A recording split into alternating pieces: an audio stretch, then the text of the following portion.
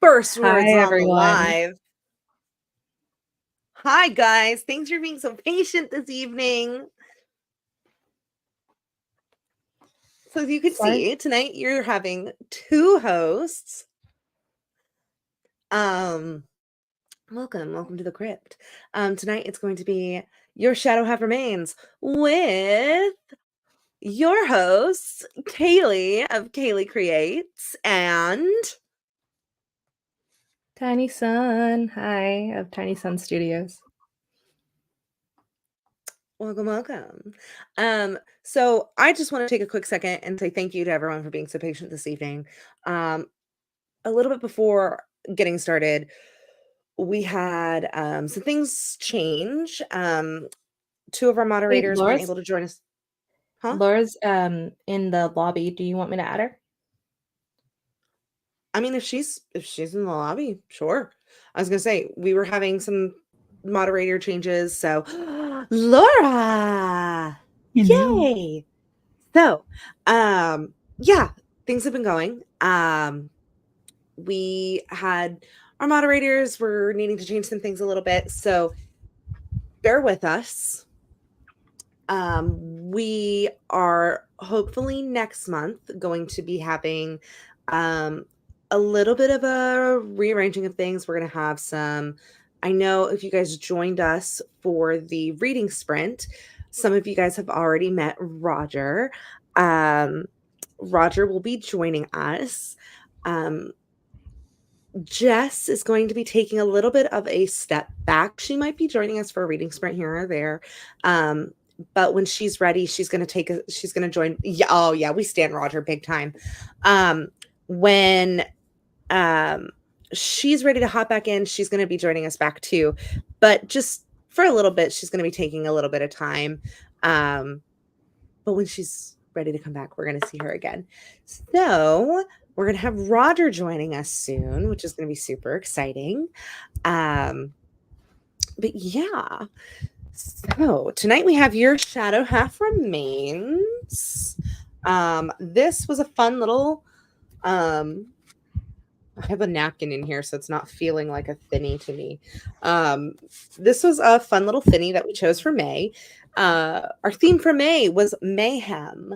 We thought a whole lot of chaos in an itty bitty living space. I am hating that there's this giant reflective glare on my lenses. It's driving me insane. A whole lot of chaos in an itty bitty living space. Turn the brightness down. That's what I have to do. That's smart. You'll still look normal, but it doesn't glare as much in your glasses. Ooh. I may or may not be able to do that. Let's see, because I'm on my monitor. Let's see. Hold on. Turn it on. That's right. I know, like Claudia. Hi, Claudia, and all the Crypt's keepers say,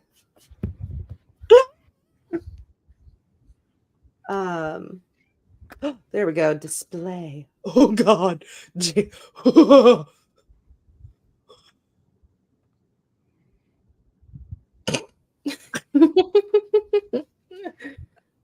Like a fish.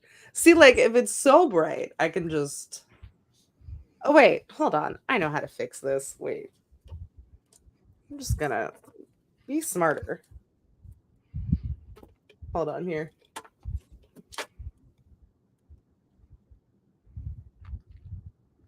We're gonna add more light. No. Welcome to the Goblins, guys. Why is it your goal to be the boldest and brightest thing in any room? Look, Because she's a human bag of Skittles. That truth. Some of us are goblins, some of us are ghouls, and some of us I have like the low lighting because one, eye sensitivity to lights, and two, I'm pale. If I have bright lights, I tend to glow in the worst way. That's so much better. Okay. No, if I just get a ring light burn, I ain't gonna cry. Okay. Maybe I'll That can happen. No. But everything looks better now. I don't look dingy and sad. Okay, and I but I am closed the dingy and door. sad. What is Well, going to make me feel better? oh God, I lost everyone. Hold on, How did you? Mm. because I'm dumb. Okay, we're better. I brought us all back together here today to join us in the crypt. I closed my laptop and I was dual screening. Got you. And when I closed the laptop, it went. Got you. We chose a Finny for May because mayhem was the theme. Whole lot of chaos, itty bitty living space. That was the plan.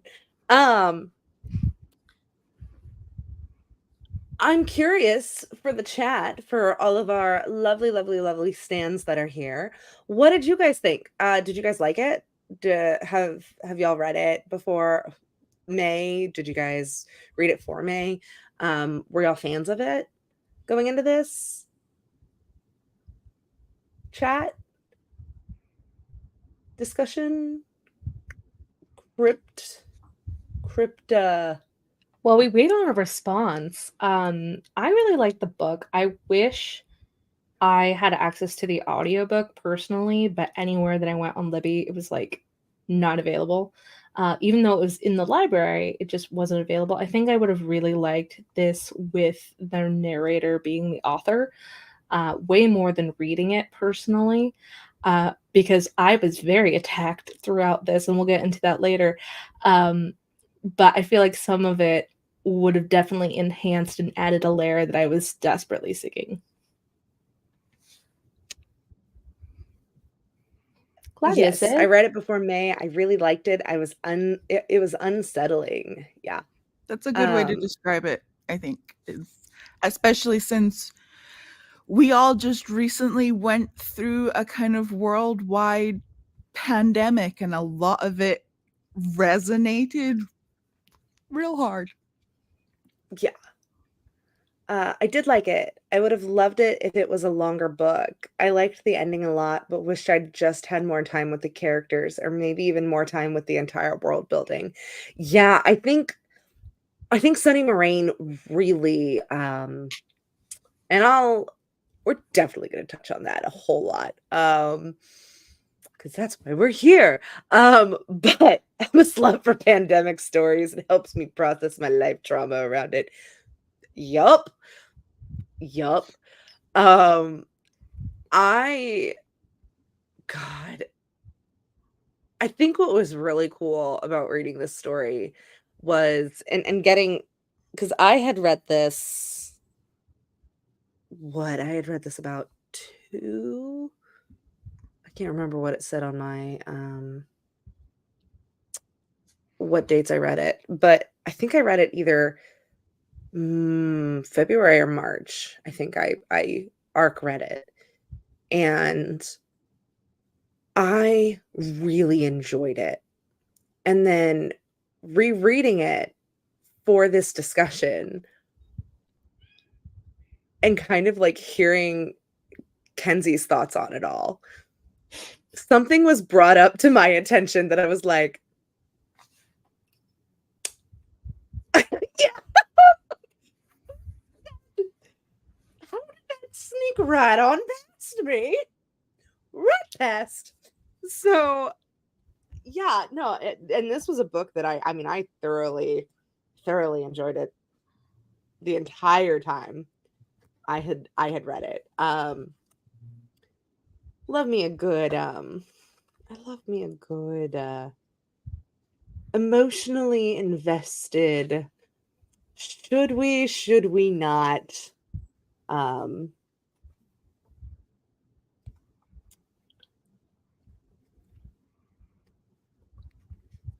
should we tango, yes or no? Yes, should we tango, yes or no? And I love that you use tango because it's the don't blame me, the love made me crazy situation. And was it the love that made me crazy, or did I just look up? Did I make eye contact? Oops. My goodness. But without further ado, I actually need to pull mine up myself so I don't get lost in our conversation. But without further ado, let's start chatting about your shadow half remains.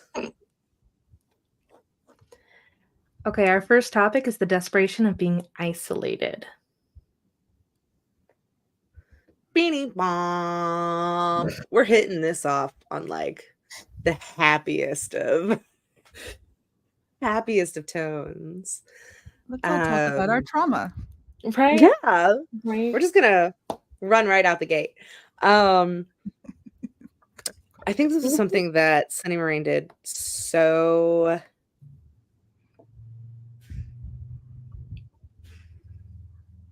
what Sunny Moraine crafted, I think, was so excellent. Yo, that title card hits hard.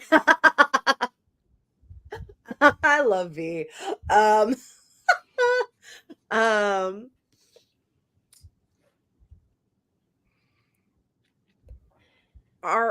story opens with someone who has just like they've been on this journey of just being alone, right? And then all of a sudden, out of the blue, after being alone, and just like kind of they haven't really been okay. Like, it's not that they've been okay with it. It's not that they like new normaled it, right? They were like, well, this is it now, I guess. I would say like forcibly had to accept. Right. They were like forcibly dumped into this like situation. Along comes Ellis. Along comes the one thing in the world that they absolutely do not want but desperately need, right? And I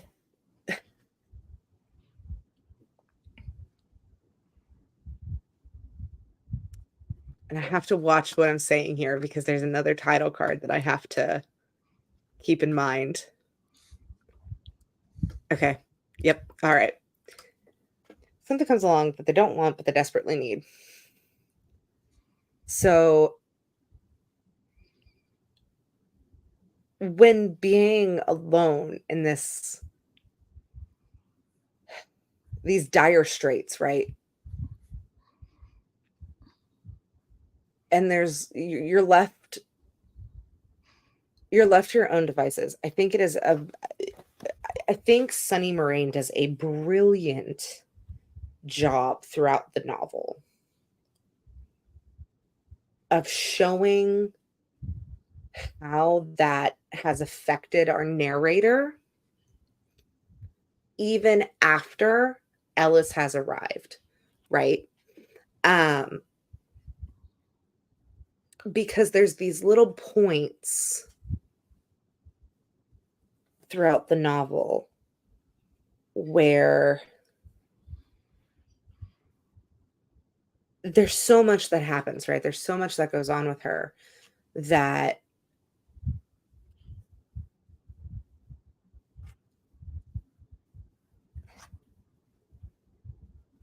it's like the quote, "To thine own self be true."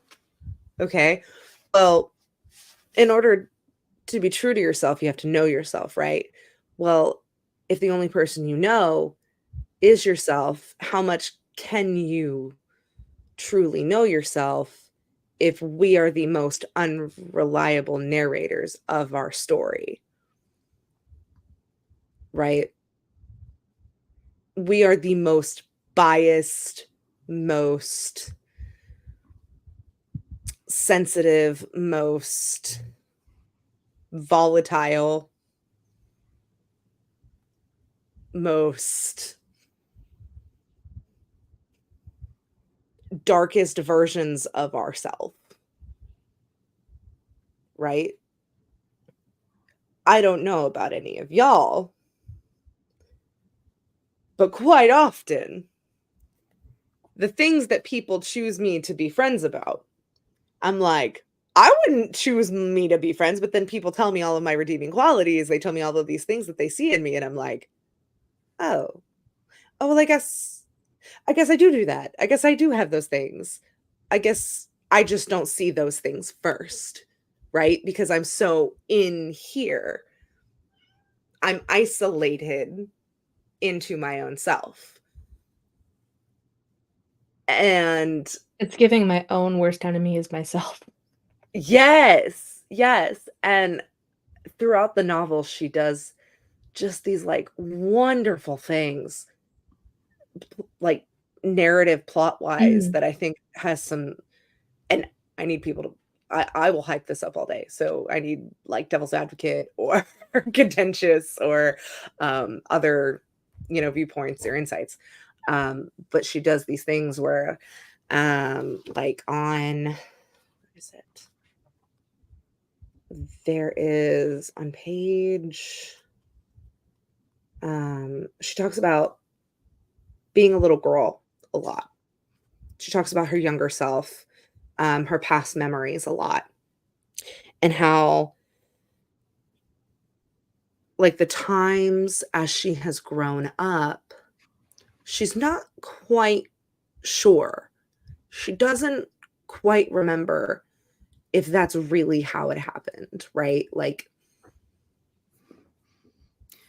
yeah, she makes the point to straight up say, I think at one point, how unreliable human memory is.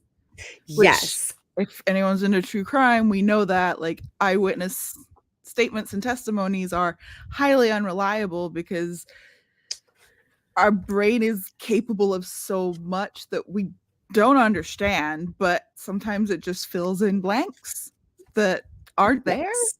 or blanks Yes. things out. Yes. Well, and that I think is something so important, right? Because as we go on through the narrative, right? Like as we go on through the story, that itself plays a crucial role, right? To I almost called her the wrong narrative, the wrong character. Riley's story, right, is what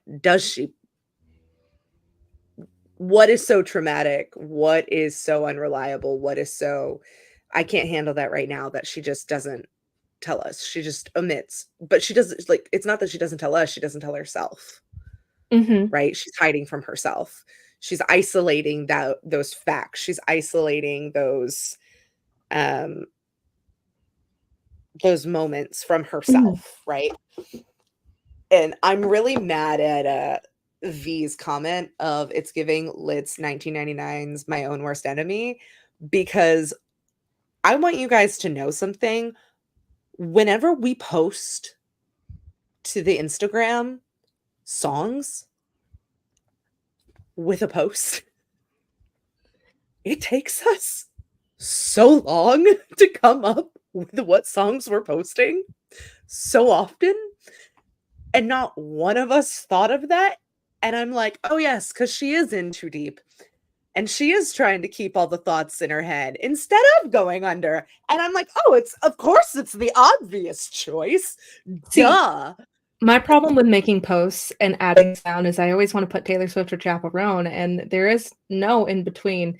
I know. Also, like, those lyrics you just said are from Sum 41's In Too Deep. Right. Oh, I did do In Too Deep. Yeah. Oh, yeah, wait, My Own Worst Enemy. Hold on.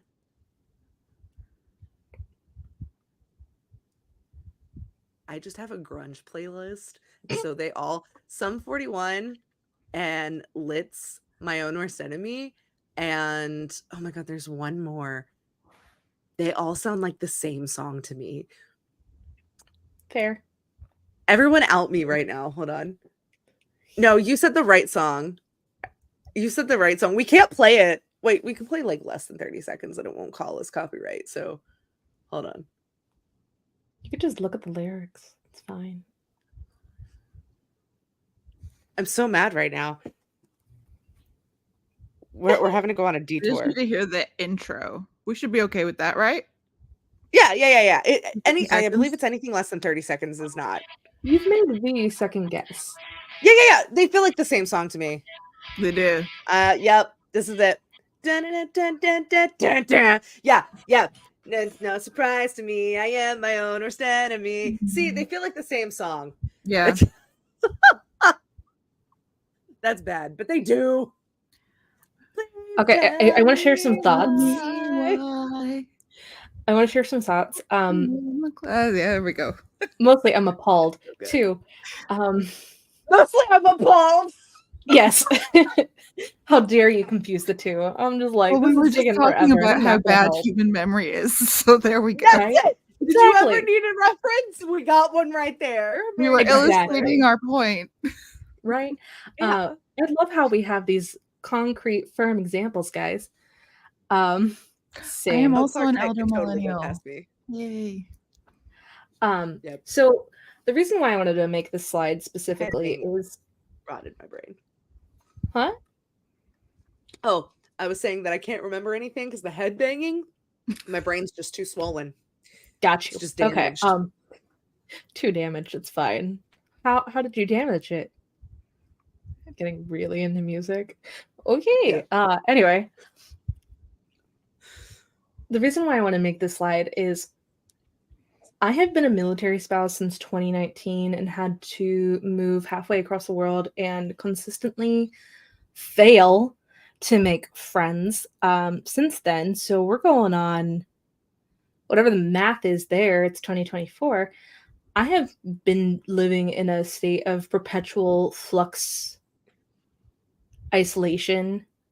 Some of it is better than it has been, and some of it has not been so great. And so, like, this hit really close in a lot of different ways that I didn't expect it to. Like, I'm autistic. I have social anxiety. The autism has always been confused with social anxiety before. And so, like, the desperation of being isolated, you don't really understand what that means until you go through it yourself.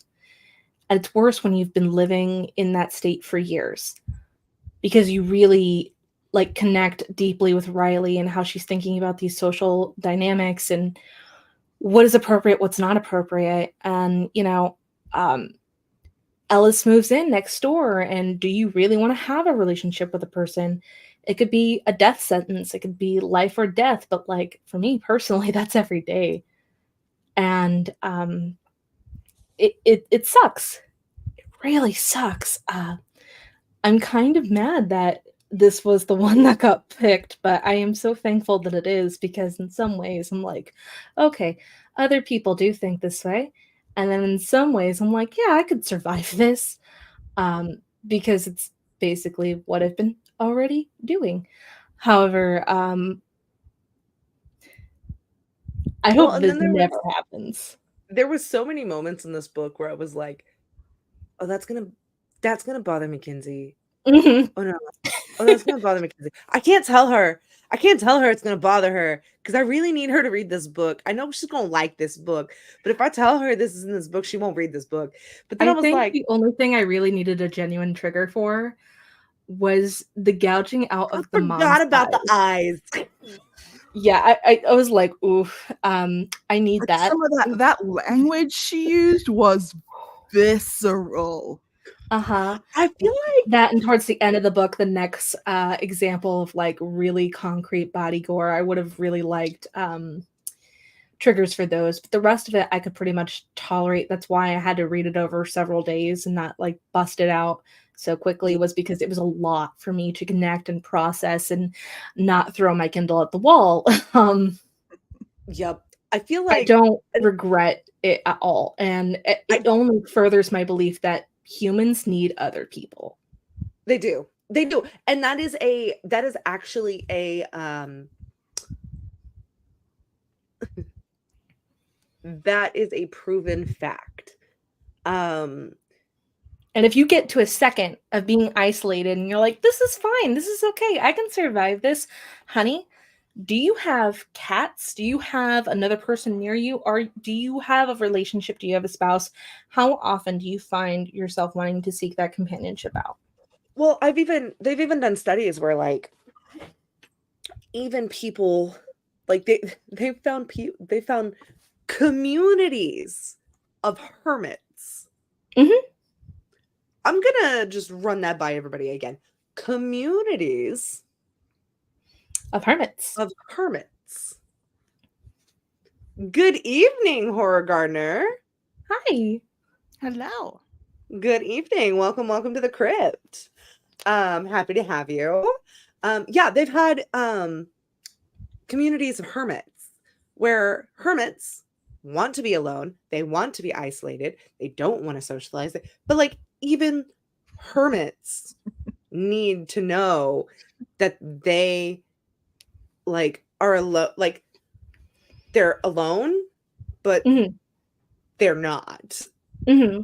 It's a choice. Like they can ask their neighbor for a cup of sugar if they have Yeah. to, essentially. And Like they have protection from somebody else. Like if say their village is being invaded or something.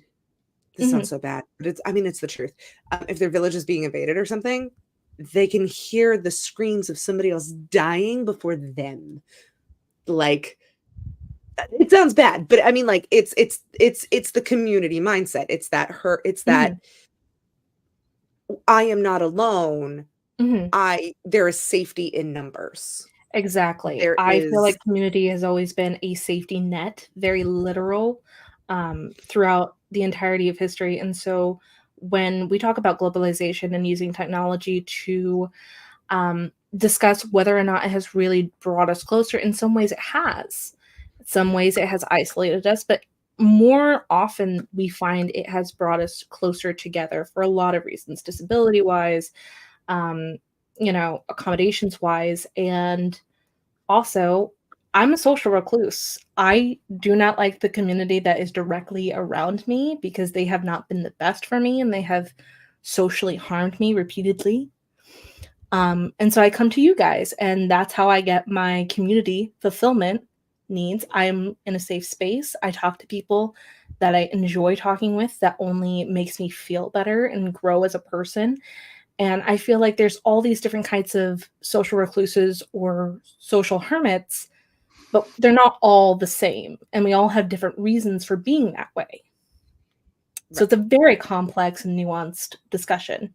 And people seek out. I think that's what one thing Sunny did so well is the difference between being isolated by choice or just preferring to be alone or your own company and the forced isolation here, because I mean it's even implied that Riley kind of was isolated before all of this, but it was her decision. She lived alone, she didn't really see any people, didn't go out that much.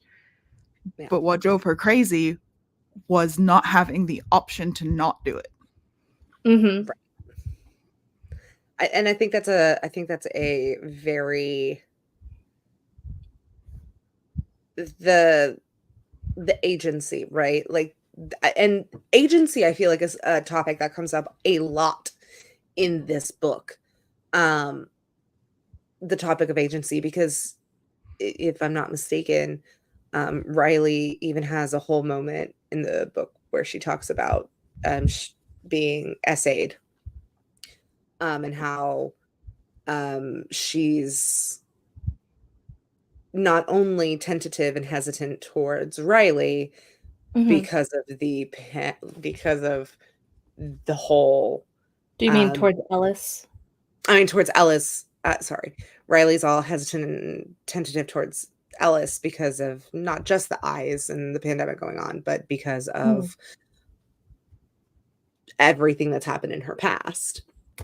And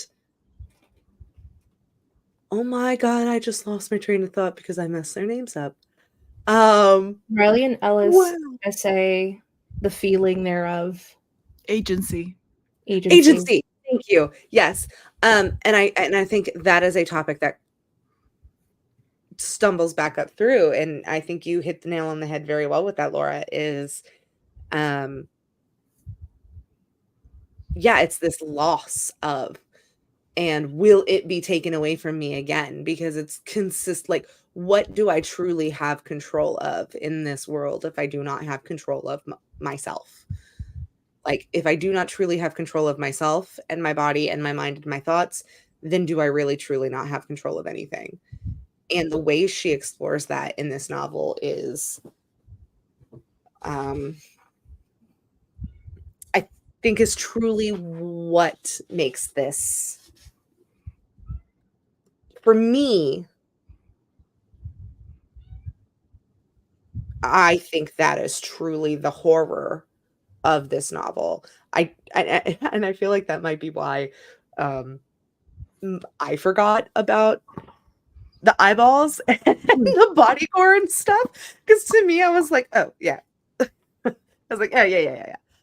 She, and I forgot. Sorry, forgot to mention that, Kens. My bad. But I You'll was never so live it down. I won't. But I was so much more caught up in the lock, like the loss of agency, that was more horrifying, for like the ways she lost her agency over and over and over again, that I was like, wait, why is that not more scary to you? It is. Sorry. It is. Delaney was screaming outside of my door a few minutes ago too. Delaney's my cat. She was screaming outside the door too a few minutes ago. So it's like how, for example, like the scene that gets me in Midsummer, if it makes my stomach went unhinged, you're like, yes.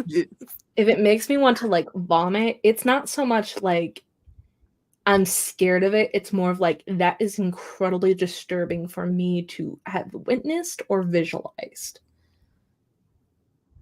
It like physically makes me uncomfortable, but I'm not scared of it. Oh, hold on one second.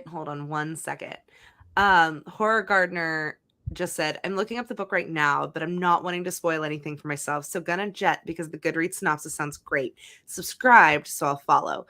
Lovely. Okay, Horror Gardener, we hope you enjoy it.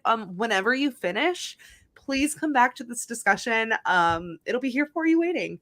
And we also have a text channel for this in our Discord if you ever want to just scream your thoughts to the void and someone will reply, I promise.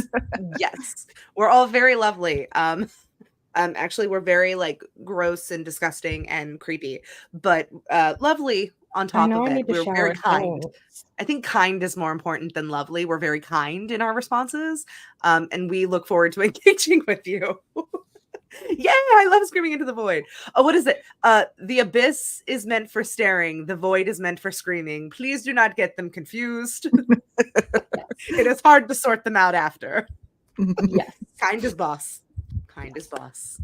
But yes, we look forward to it. So, and next month, if you want to be joining us for next month, the Crypt, we're going to be doing.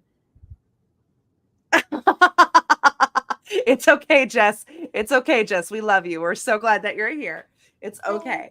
We're next going month we're going to be Loot. doing Loot. So, Jennifer Thorne. By Jennifer Thorne. Loot by Jennifer Thorne. We're very excited. Laura is particularly excited because if there are two things I know that my platonic wife loves more than anything in this world, it is Midsommar and Loot. So June's going to be a good month for her. We're very excited. So yes, please come back and join us for Loot. Yes, we love you. We love you. Alrighty. So I can move on. What's our next slide? Because we've been on the desperate. Yes, social anxiety in the apocalypse. So we kind of started touching into this. with the hermits and Kenzie sharing her life changes. Right. Her struggle bussin'. Yes. Her life changes. I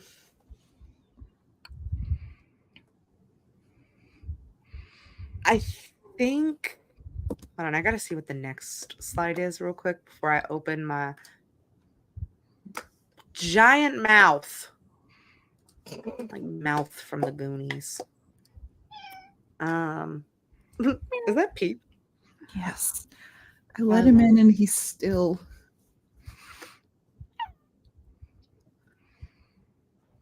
Oh my God, Kenzie, did you not change the name of some of these? What do you mean?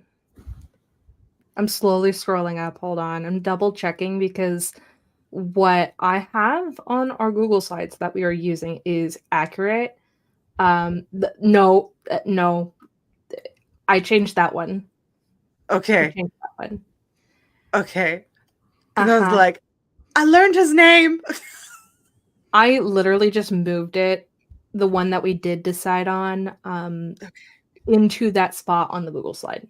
So Okay. Cool. Cool, Mom. Cool. Okay, so sorry, folks. sorry, I'm making sure that we're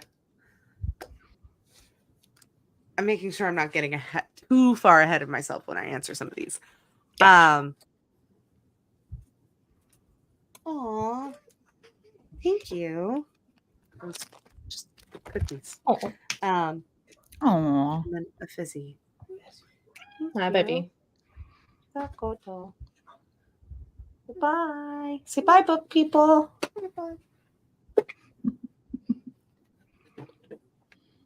Okay. She was very sweet. She brought me cookies.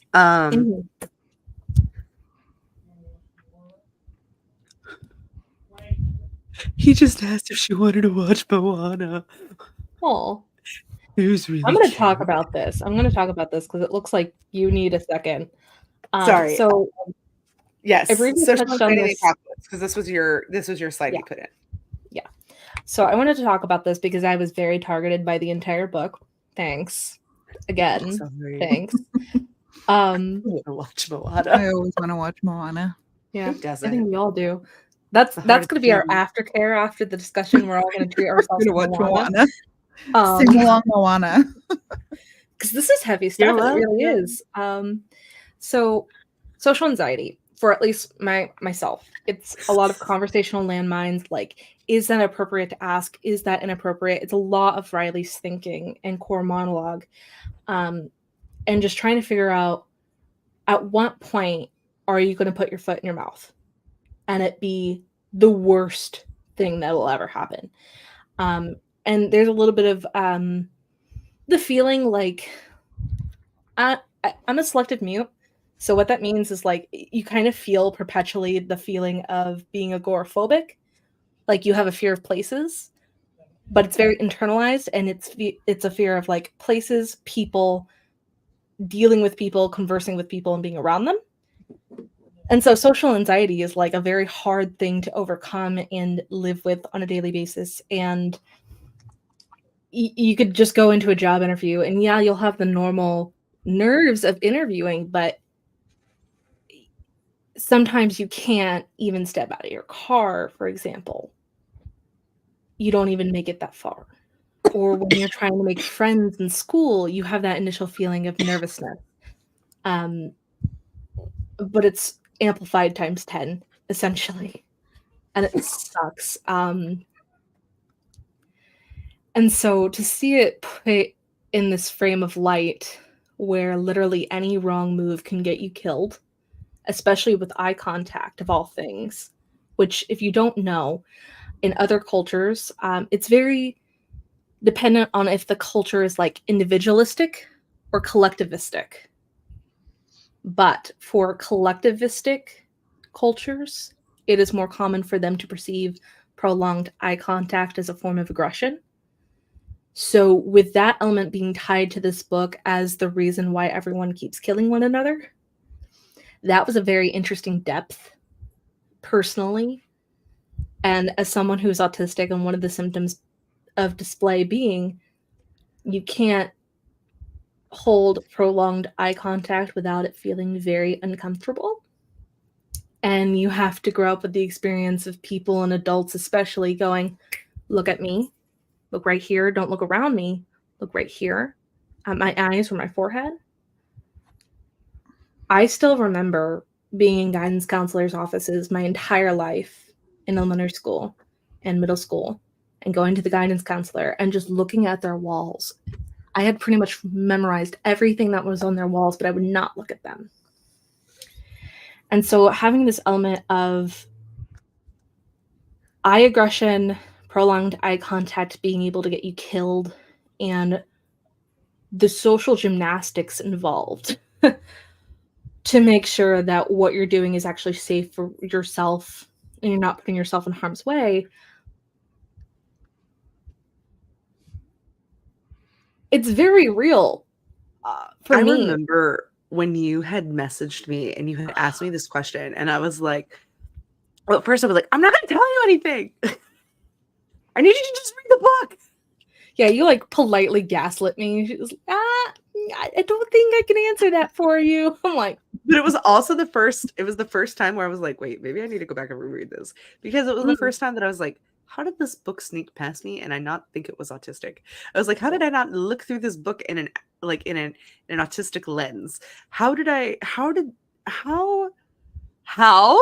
Okay. and I think the thing is, like, personally, because in case no one has noticed, when I am answering things, I don't look always at my computer. I have to force myself to look at Kaylee and Laura, because to me, in my mind's eye, they're still here directly in front of me. But my eyes will wander, because that's how I most feel comfortable talking about my inner thoughts. Because if I look at another person's face and I notice the expression on their face, and if their attention wavers, especially, I'm doing those social gymnastics that Riley is doing. Was that an appropriate thing to say?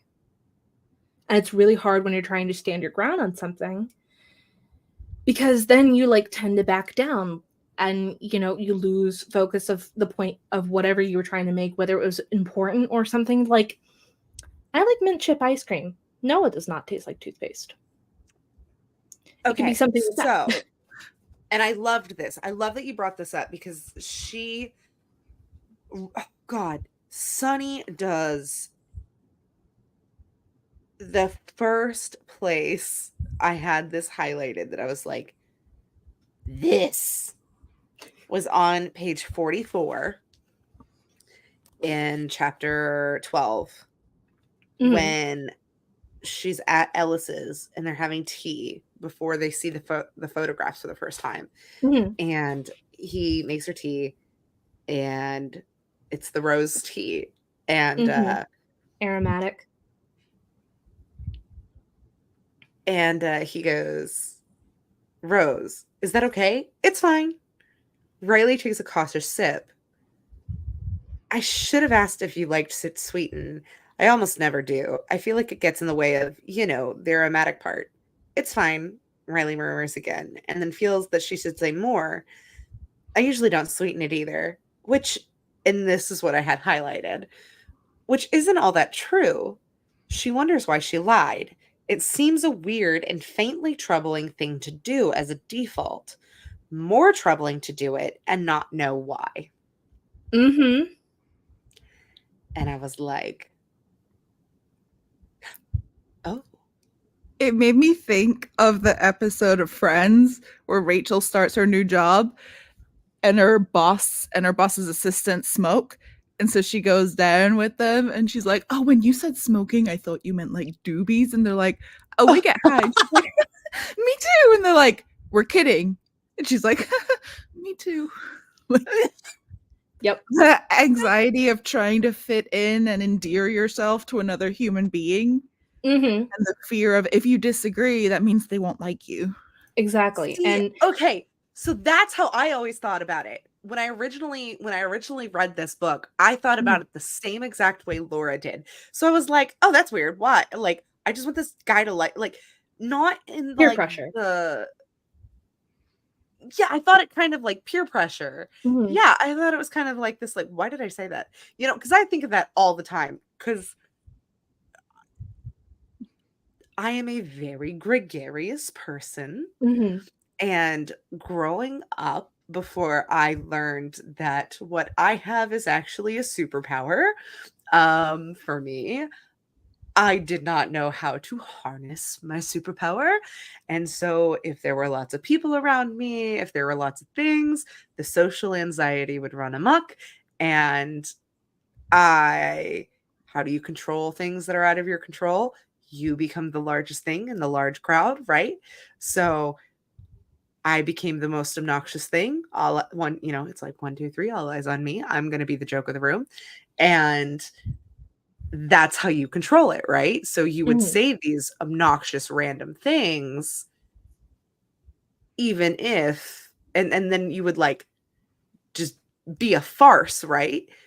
But then after you say these things, after you do these things in front of all of these loud not millions, but what feels like, millions, but like, it's like this group of people, this gaggle of people, then you have one-on-one conversations, or you hang out with so many of these people just one-on-one, and you're a completely different person, right? Like you're actually more chill, you're more subdued, you're more reserved.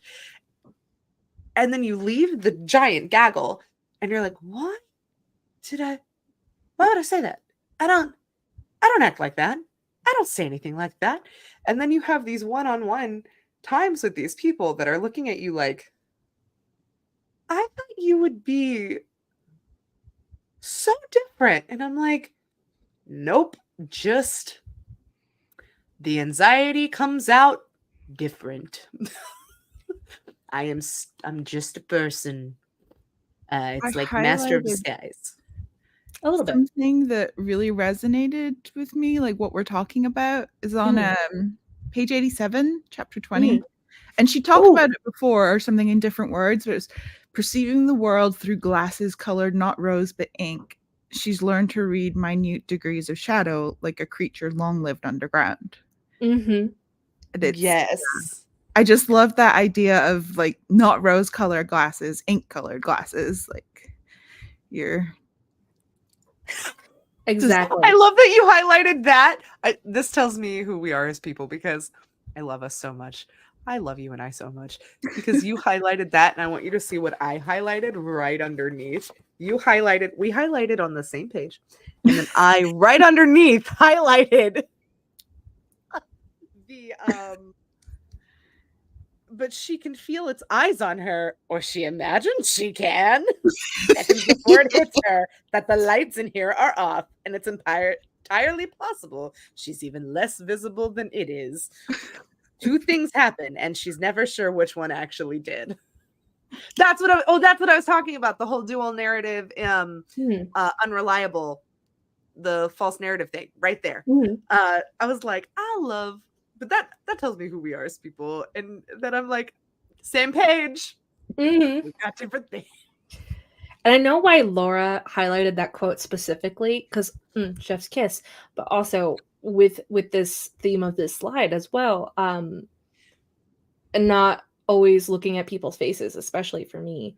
I've had to learn what other people mean through their body language, or like how they choose to display themselves.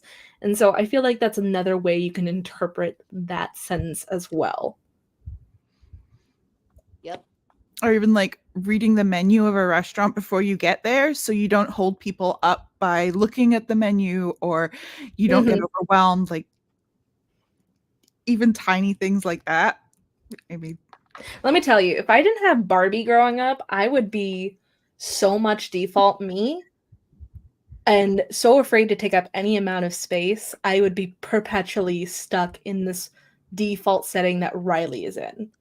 And I'm so glad that Barbie was like, nah, fam. No, we're not going to do that. We're not going to apologize for literally existing. Yes. Because it has changed my life. Even as a social recluse and not leaving my house, it has definitely improved a lot. Yes.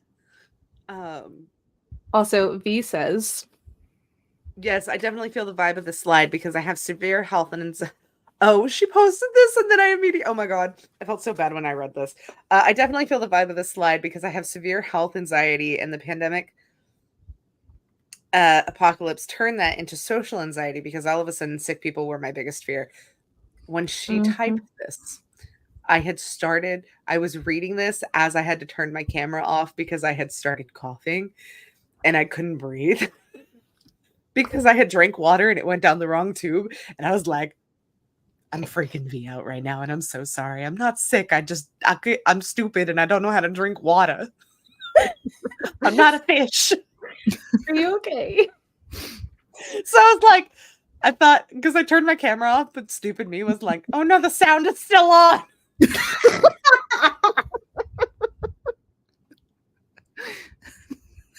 Oh my goodness. It was a whole really dumb 10 points to, it was like 10 points to Gryffindor. Really stupid thing. It's like, I'm so dumb. Mm-hmm. Which I think it's really interesting that V frames it this way, because for me, that's like perpetually all the time. And I don't know the exact word for it, but I am a germaphobe. There's more to it. Bucerone's the tits. I love Buceron. Pop one of those in a bad situation. You're good. We love it. But like I kind of briefly forgot what I was saying. Oh yeah. Kind of a germaphobe for lack of better terminology because I haven't learned it yet, and I don't want to seek it out because it'll make it worse. That's why I haven't. So yeah, when the pandemic hit, it was a lot of being afraid of sick people and people not managing it well and just being like, well, I have to go out, or not doing the right thing, so to speak, being black and white terms here. That's for me every day since I've been on this planet. It's exhausting. I don't leave my house because of it. The pandemic definitely made that.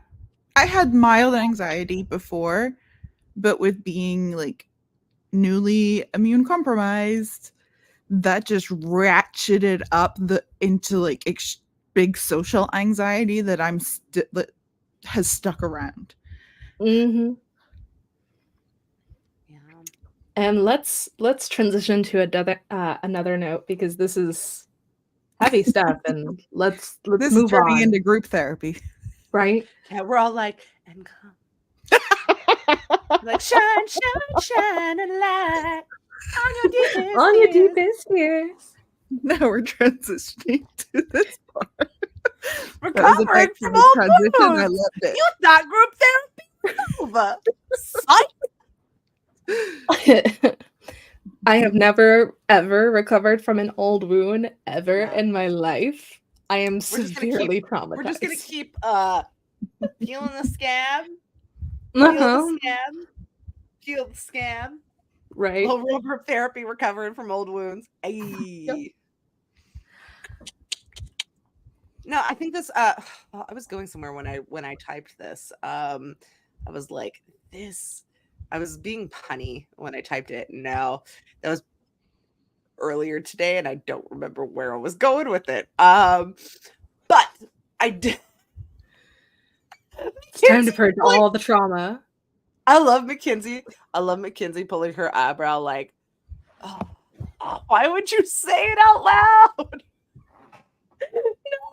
Genuine itch right here because this is where my bangs sit and I need to take a shower. So when my hair is a little greasy, it'll just sit here, and there's like little baby fine hair strands that are my horns, and so they just mess with like this side of my face down to my eyebrow, and so it's just like, this is itchy, and I'm like, ooh, I tried something new washing my face, and now it's all weirdly greasy on my face. I'm like, I'm not doing that again. So like it was a lot of internal thought that you misread. I am so sorry. No, I was just itching. My eyes, hold on. Let me put my blinders on.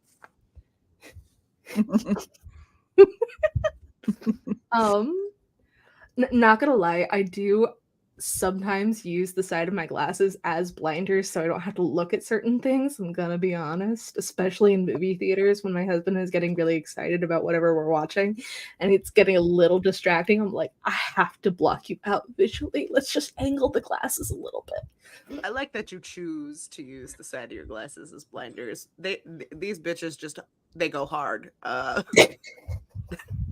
They just decide to be blinders one day, and I'm like, right? I'm so sorry. I'm dumb and I can't see. God gave me eyes and they don't work, and I apologize. Right, but he squashed them, and now I see. I'm trying to really figure out what you mean by the slide, though. What? Like, I'm trying to really figure out what you mean by the slide, though. Like, is Oh, it recovering from old wounds. I think I was going with was it the mom? I really think it was with the mom. Yeah. I think it was with the mom. I think it was Like harming her mom and not knowing? mm,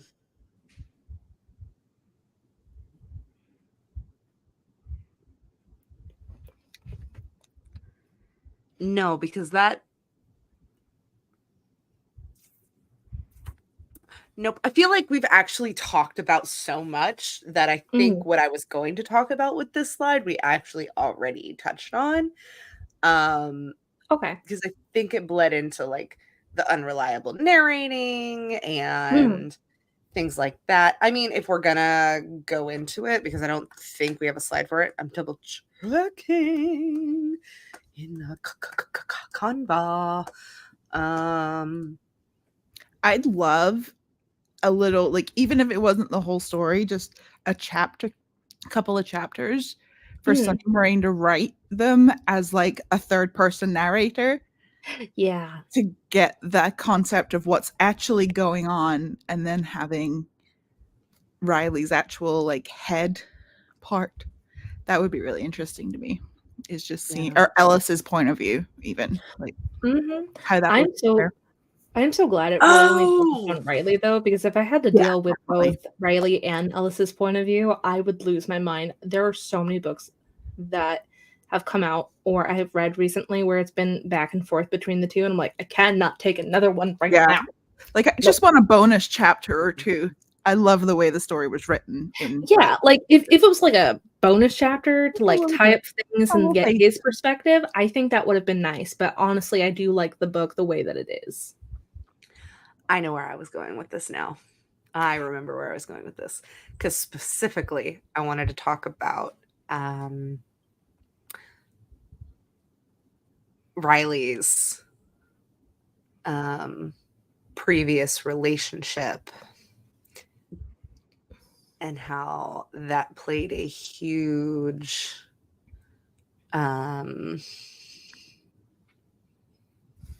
contention point with Ellis and stepping into that. But not just them. I wanted to talk about, I'm trying to dance around mom because mom is the next slide. Yeah, I'm trying to dance around mom because mom's the next slide. But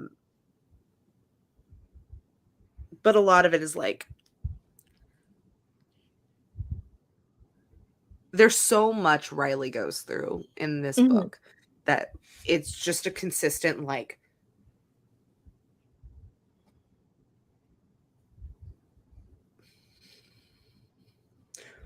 when there's nothing in life that is moving forward, when the world comes to a halt,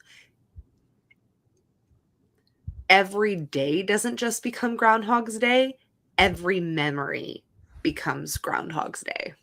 Help. I'm still at the restaurant. Help. Yep. And it's also this like old habits, die screaming situation. Yeah, I will throw any Taylor Swift reference in if I get a chance. Are you quoting? We just quoted 2 Taylor Swift songs. Yeah, we did. This is I've been stuck at the restaurant since 2019. Okay, we're good. This is a down bad crying at the gym. Okay, house. This is a crying at the gym place. This is I rubbed off all of it's tarnished so bad. But this is the prophecy. Okay, you can prophesize on that we will be quoting Taylor Swift any chance we get. Throwing that out. I think it's interesting you brought up how like it feels when the world stops and how nothing is moving, everything's stagnant. Because I loved when she described it as like it's still sort of going, and she describes it like a zombie.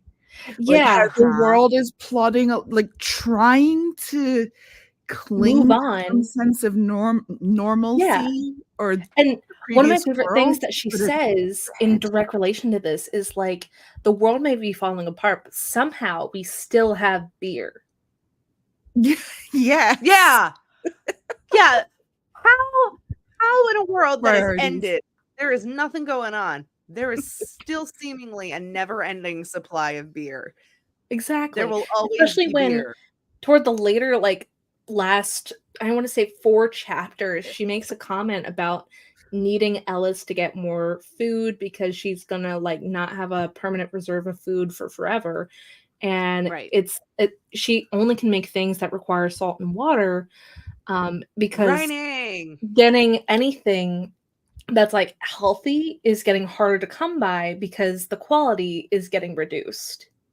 Yet we still have beer. Them robots are still producing beer. They still are. The other thing that I really liked is on page 90. Wait, hold on. Wrong one. I saw normal and I picked the wrong quote. Hold on. Grabbed the wrong quote. Oh, I highlighted something on page 92.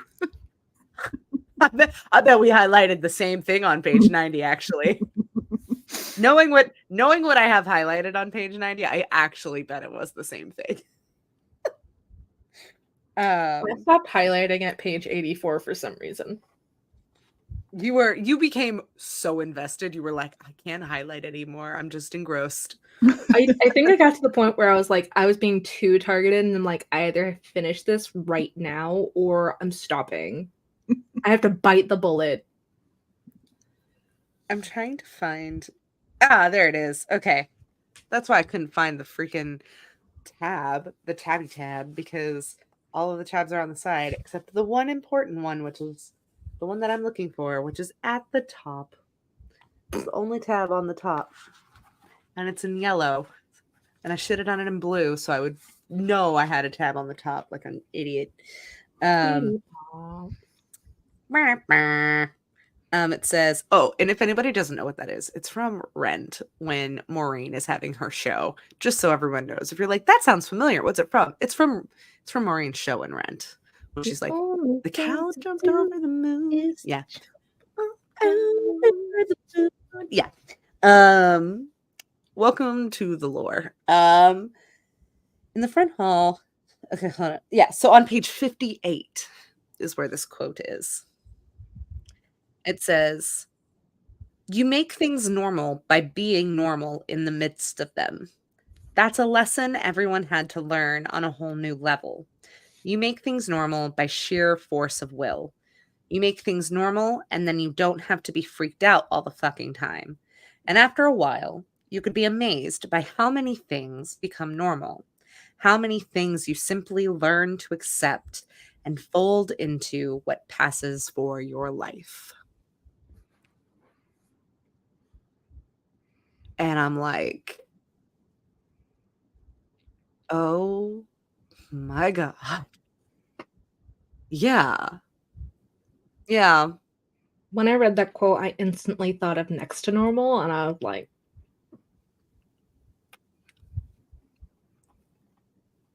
and I love it. I love this specifically because I was actually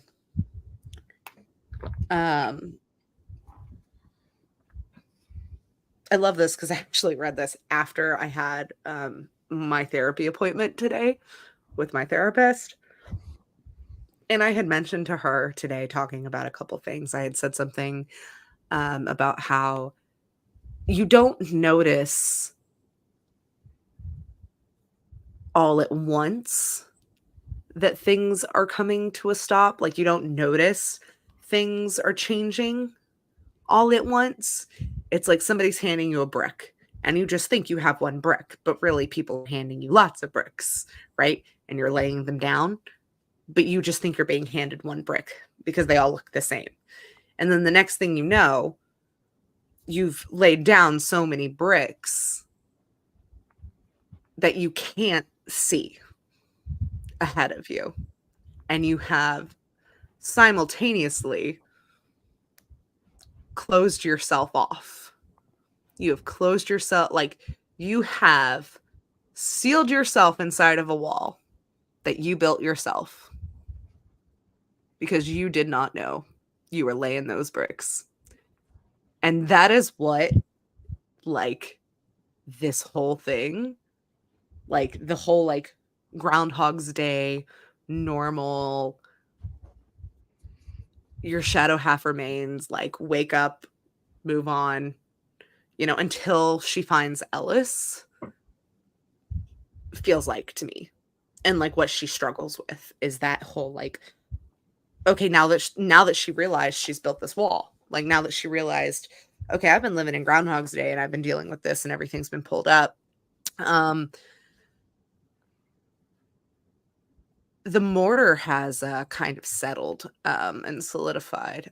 No one tells you how to undo the wall that's been built, right? So how do you move past it? How do you recover from it? And I love that because, and we're going to touch back on that too, because we might, you know what, we might have to jump around. Is the next one her mom? Is the next slide her mom? Because I might need it to be about the hands. No, it's about the hands. It is about the hands. Yep. Okay, go to the next slide. Yeah, I'm so happy. The juxtaposition between seeing and feeling. Boom. So, how do you undo it? How do you undo it? It's a really hard thing, right? It's a really hard thing to undo. You wake up every day, and then one day you wake up and you're like, "Whoa, you weren't here." But also, neither was this. Right. And then, but also neither was this wrecking ball of a human being. Hold on. You're like, wait. When did you get here? And definitely when did you get here? Because you are new. And I think that's so cool, right? Because we spend so long being closed off and isolated and, you know, a host and an island to ourselves that we forget how beautiful it is when we open ourselves up and are vulnerable and have human experiences, right? And I think Riley meeting and experiencing life with and through Ellis, it's these little moments, it's these little freeing moments, it's these little like, hey, you might have built a wall in front of you, but you know you can step to the left of that wall, right? You can step to the right of that wall, right? Like, you might have just built it in front of you, but you can get around it. Sorry. I just had a flash of the Nicolas Cage Pedro Pascal movie where they like climb over the wall and then they can just walk around it.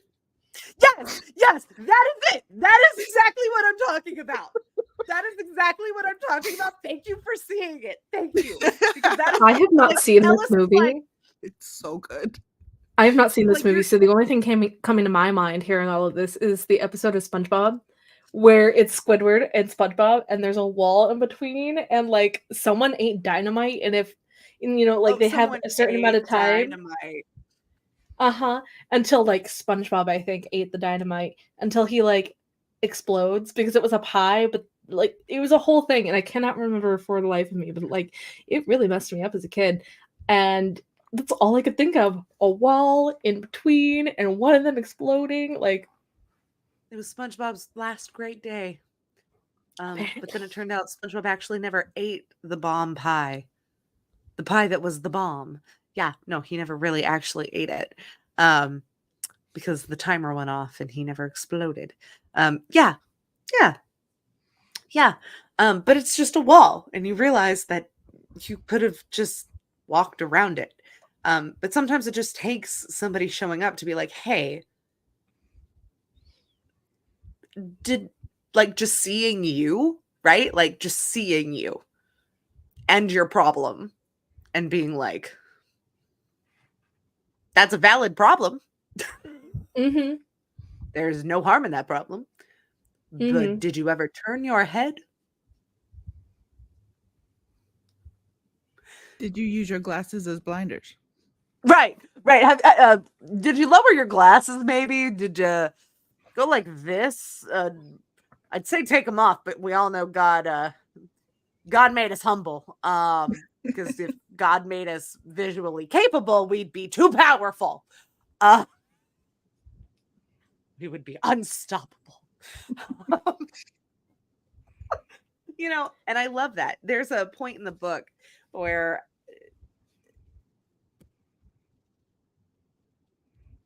Riley recalls Ellis before Ellis, I think it's a dream, and I think Ellis turns into like a giant evil crow monster. Yeah. Yeah. But there is this. I was so mad that the crows became like this source of contention in the book and not cool crow friends. I was so mad. I will say that is my only thing about this book where I was like, what do you mean the crows are evil? What do you mean the crows aren't good? Right? Crows were actually super friendly and super smart. So I'm just like, I don't buy this for 1 second. But I love that though, right? Like, hold on, we'll come back to that. We'll come back to that on the whole shadow part bit. We'll come back to that. We'll come back there. We'll come back there. Hands, Gailey, hands. I know. I found it. I made a note in my book on the side that you guys can't see because it's all blurry, but I made a note on the side. What page is it? It is on page 60. It is the... Oh! I might have that. It says... Yeah, I do. That Ellis... So it says... What does she know about Ellis? What data has she collected thus far? That Ellis lives reasonably close. That Ellis got there relatively recently. That Ellis's home is bright and simple. That Ellis used to be, still is, a photographer. Ellis's voice, that she knows. She can call it up with ease, smooth and low and slightly rough at the deeper edges, just a hint of vocal fry. For some reason, she thinks of it, and she thinks of a pair of hands, strong and calloused, and perhaps not especially graceful, but pleasant and warm to the touch.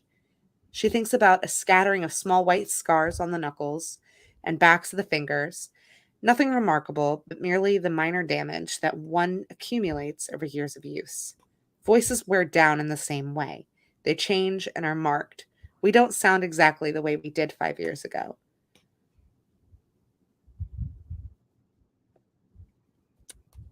And sometimes something smashes into us, does a lot more than minor damage, and the changes are tremendous, and we listen to ourselves from the time before, and we no longer recognize what we hear.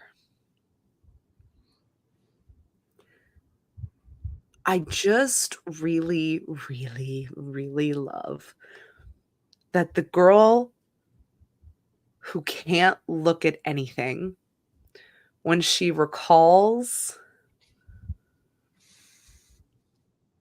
this boy, like the girl who can't look at anything because she doesn't know how to feel about anything, right?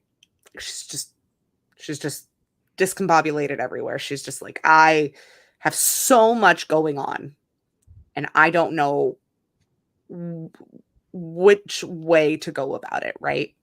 Which we've already, talked through. She's just uncertain about her personal right, wrong, where are we going, what are we doing, right? The way she recalls this person in her mind's eye is a set of hands. The photographer who sees the world for the girl who can't see is a set of hands for the girl who doesn't know how to feel and navigate the world. I love that so much. And the fact that she's like, his voice can change and wear down. Voices will lie to you. But these are the things that stay the same. The scars, you know, this like hands can change, but the scars will tell you the truth. It's also a very physical element, a very physical reassurance of reality. Wait a second. Alice isn't a woman?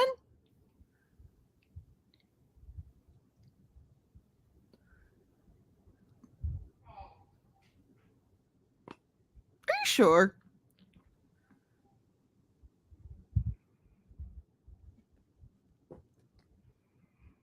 Oh. I thought Alice was a woman the whole time. Because I know she only uses they pronouns for her. I don't know why I just assumed a woman. Interesting. I wonder. Ah. Oh, That would wait. make sense, more non-binary, because the way she's physically described is very nondescript as well. Like, there's no gender-specific features ever described.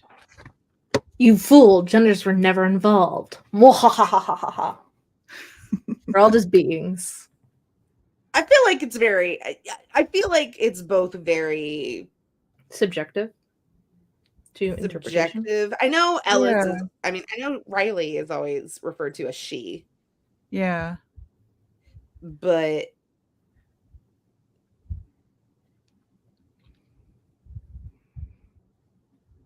bruh, I'm so mad right now.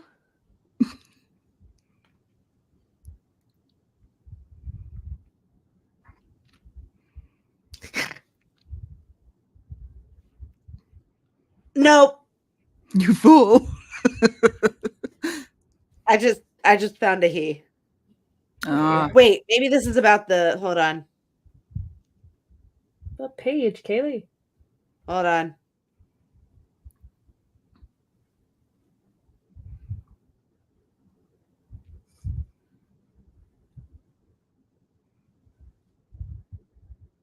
Never mind.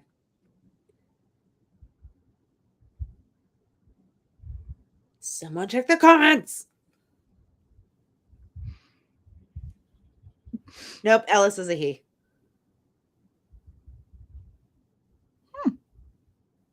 Ellis is a he.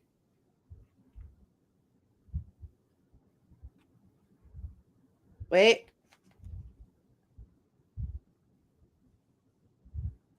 Nope. Just kidding. Fake news. This is the villain. This is the villain neighbor, which I didn't even bring up. We didn't even. Fake news.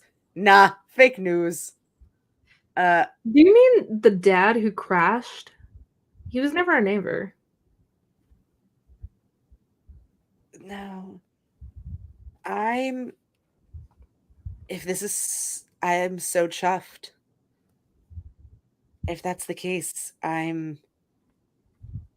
Let's be smarter than the average bear. I have a Kindle. Hold on. Oh my god, Control F. Control F that bitch. What for? E? See how many times. It'll start coming up in chapter 30, I will assure you. Because that's where I was struggling. Yeah, that's true. In the comment, I thought I remembered seeing this described as a queer story. Yes, I did remember. That's why I was very confused when I finished it, and I was like, wait, that didn't. But then I was like, who am I to judge what's queer and what's not? I'm bisexual. I mean, everything's queer to me. You don't get to tell me what's like. Nobody gets to tell anybody what's queer.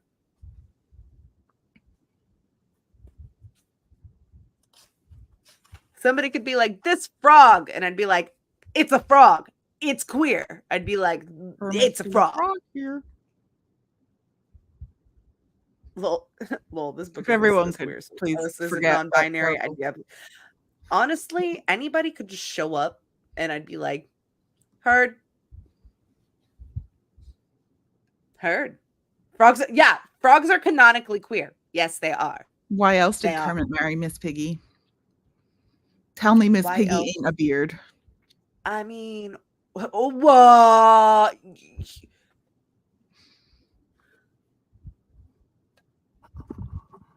You trying to tell me Miss Piggy ain't a drag queen?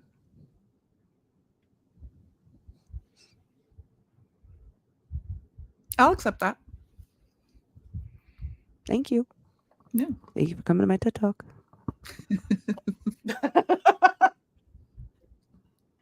I would like to have a conspiracy theory PowerPoint night where yes. We just There's have going to be a selection of Ben Affleck and Matt Damon memes. Yes, Ben Affleck, Matt. This when we look back at this may or may not age well, and I don't care. It's like when we look back at the Kate Middleton thing, and we were like, "Oh, we found her," and we're sorry. Yeah. Oh, that was a bad moment for society. Oh no. But I would like to have a PowerPoint night, an unhinged PowerPoint night. Oh my god.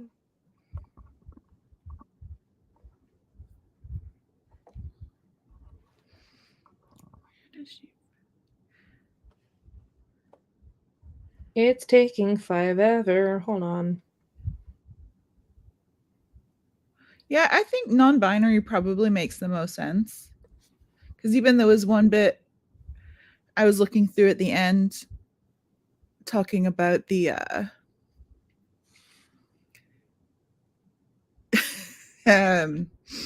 when they kiss at the lake. It doesn't even say like kisses their jaw.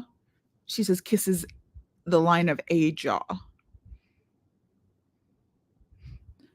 So it's, yeah,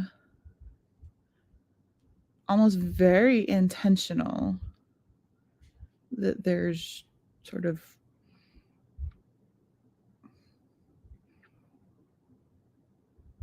I mean, I guess it's the end of the world. You can't look people in the eye anymore. So what does gender matter?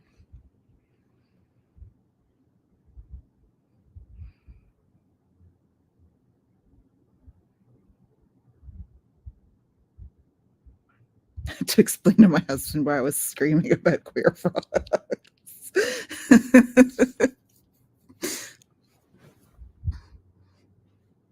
You know, going through this on the Kindle and just looking up every instance of the use of his, because I tried he initially, and he just did not exist. I didn't know you popped out, Kay. You okay? Did you remove yourself? Oh. Oh, I'm back now. I was like, where did I go? I don't know. My thoughts were too fire and God kicked me out of the stream. Okay.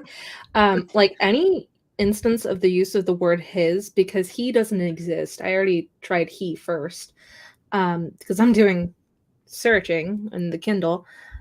Anytime she uses his, it's always in a representation of some kind of man she has encountered as like an enemy. Her father. I'm so happy about this though. The would-be rapist, I think the only instance she doesn't is the elderly man at the beginning. That was just more like, that happened to this guy. So I think that's really interesting. I'll take a non-binary story. I'll take it. Give it to me. I'll take it. No notes. None.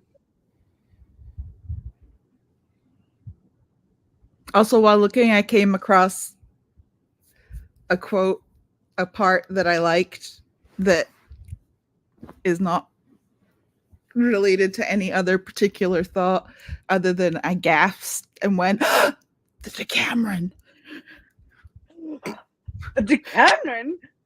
When she talks about during the Black Death, people fled to the countryside. Sometimes they told stories. I was like, one of my niche interests. You mean Boccaccio's Decameron? I do. The Decameron? Yes. She thick. She real thick. What do I have tabbed in here? Ooh, I have a lot of highlight in here. Suppressed her tears. I have already chosen her. I have borrowed. The story about was it the nun that got buried and crows picked out her eyes or something? Ooh, let's see. I shall go. Actually, hold on.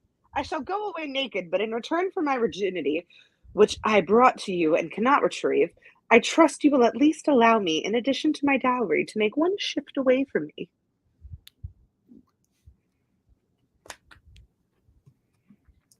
It's Gualtieri.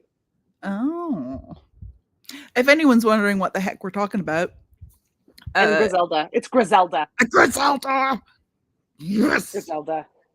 It's a Italian medieval book about how a group of nobles from Florence, I think, here escape the plague and run into some other people, and they decide to go chill in a country manor, and they tell each other stories to pass the time, and each night has a theme, and the book split up into the different people telling their various stories. It's very good, and they actually made a sort of a modern version towards the end of the big lockdown of the pandemic, where they had people write in little stories to share in the same vein, and the New York Times published it as the something Decameron. I don't remember. But Kaylee and I read it in our degrees, and we like it. Oh yeah, we have degrees, guys. In books, qualified. Basically. Yeah. I forget. Sometimes we're not just talking to talk. We actually have degrees some days. You mentioned something, and I was like, wait, actually, let me look at something while we're in here, because I had a thought about, like, the connection between Philostrato and this novel. It was called the Decameron Project, if anyone's interested in the one from our pandemic.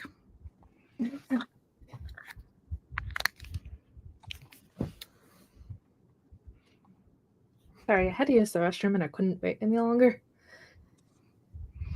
It was either that or die. we don't like UTIs. I'll just go pee when we need to. Exactly. This is what I get for having 2 coffees and a water. Okay, continue to the next slide. All right. I get caught in the Cameron. What exactly is a shadow half?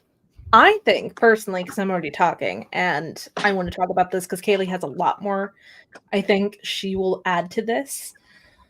I think shadow halves is always going to be the part of ourselves that we want to deny or not feed into or not believe about ourselves. It's like our ugly truth, whether you think of it as like a physical manifestation or, like in your mind's eye, you have the angel and devil, like,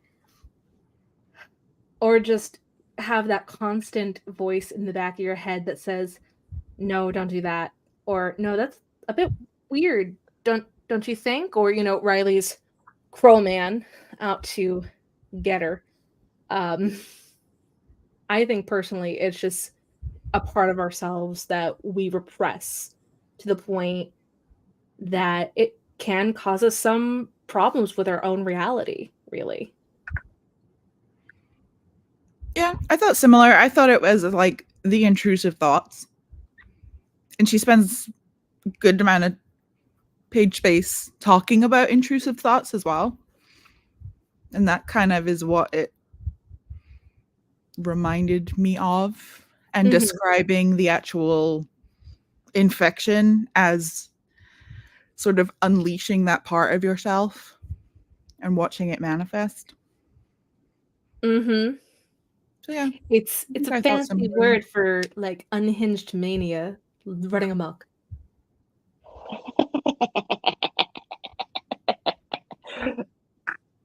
Okay, I love this. So, oh yes, I'm. Did you just laugh and go? No, I believe she cackled. That was a. Here's the thing. I'm asking specifically. Did she do that? Maniacal laugh. Did you end it with a? I did not end it with a Devlin Bowman. No. That. I was like, are you making another SpongeBob reference? Because when it's the episode where they go to like the depths of Bikini Bottom, and anyone who talks to, it would have been a Devlin Bowman Master of Disguise reference if I laughed and farted. But I'm not saying you farted. I'm literally the tongue and the sound is from SpongeBob. I just have to say, I feel like it will always make me laugh that Laura loves Brent Spiner from Star Trek, and I love Brent Spiner from The Master of Disguise. You're just really wanting to rewatch Master of Disguise, aren't you? This is like the 5th time you've brought it up. This is a disguisey household. It's one of those movies that just lives rent free in my brain and is part of the the pop culture quote lore. Unofficially, it's one of the films we recommend you to watch for this book. It is. If you would like to understand half of the quotes that I make on the daily, please watch Master of Disguise. I also like Brent Spiner from Independence Day and from just being Brent Spiner. Big facts. Why do you like him in his serious roles? Why don't you have a funny bone, Laura? Because I haven't actually seen this movie you're talking about, so you need to. It's great. My thing We're gonna have to correct that. I had to make a harsh realization that I married Devlin Bowman because that is my husband.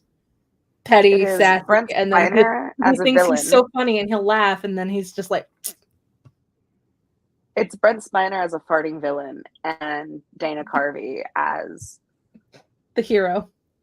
And I like Dana Carvey. This movie is horribly rated on Rotten Tomatoes, but it's one of my absolute favorite films I've ever seen in my life. It's a cute film. It's a staple of its time. They have a dog called the Cuteness. The Cuteness. Oh, the Cuteness. That's cute. I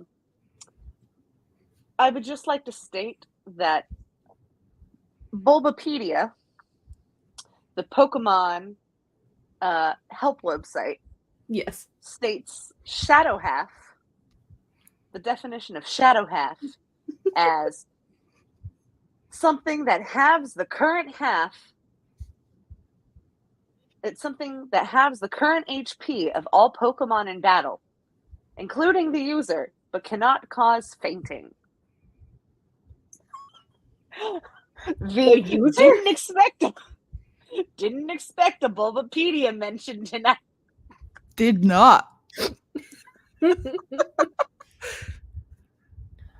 Welcome to the Crypt. We're unhinged. Don't worry, we have degrees. We didn't say. I want everyone to know. That's our tagline. We not once said what we had degrees in. I would like to point out, not once did we say what we have degrees in. So you're just gonna have to trust us. Could be crackpotology, but you don't know. Welcome to the Crypt. We're unhinged, but don't worry, we have degrees. And a master ball. Oh, and a master ball. Where did you from? Kaylee and I have Ultra Balls. Also, I have Pokemon cards actually plastered to my desk behind my laptop, so I think this is hilarious. Okay, hold on. So, well, don't worry, Therapy we have to anthropology. breathe.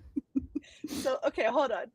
So, Shadow halves the current HP of all Pokemon in battle, including the user, but cannot cause fainting. Now, I bring this up because when you ask, guys, please talk more about Pokemon. Okay, don't threaten us with a good time. Now, why I bring this up is because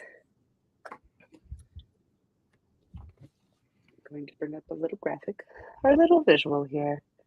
A little visual. Okay, keep in mind the Bulbapedia definition. Now, if I scroll down a little bit more, I'm going to read you another definition.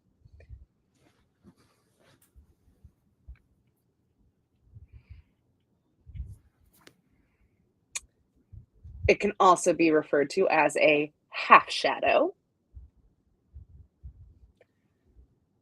lesser or half shadow, also called the penumbra, which runs in the opposite direction.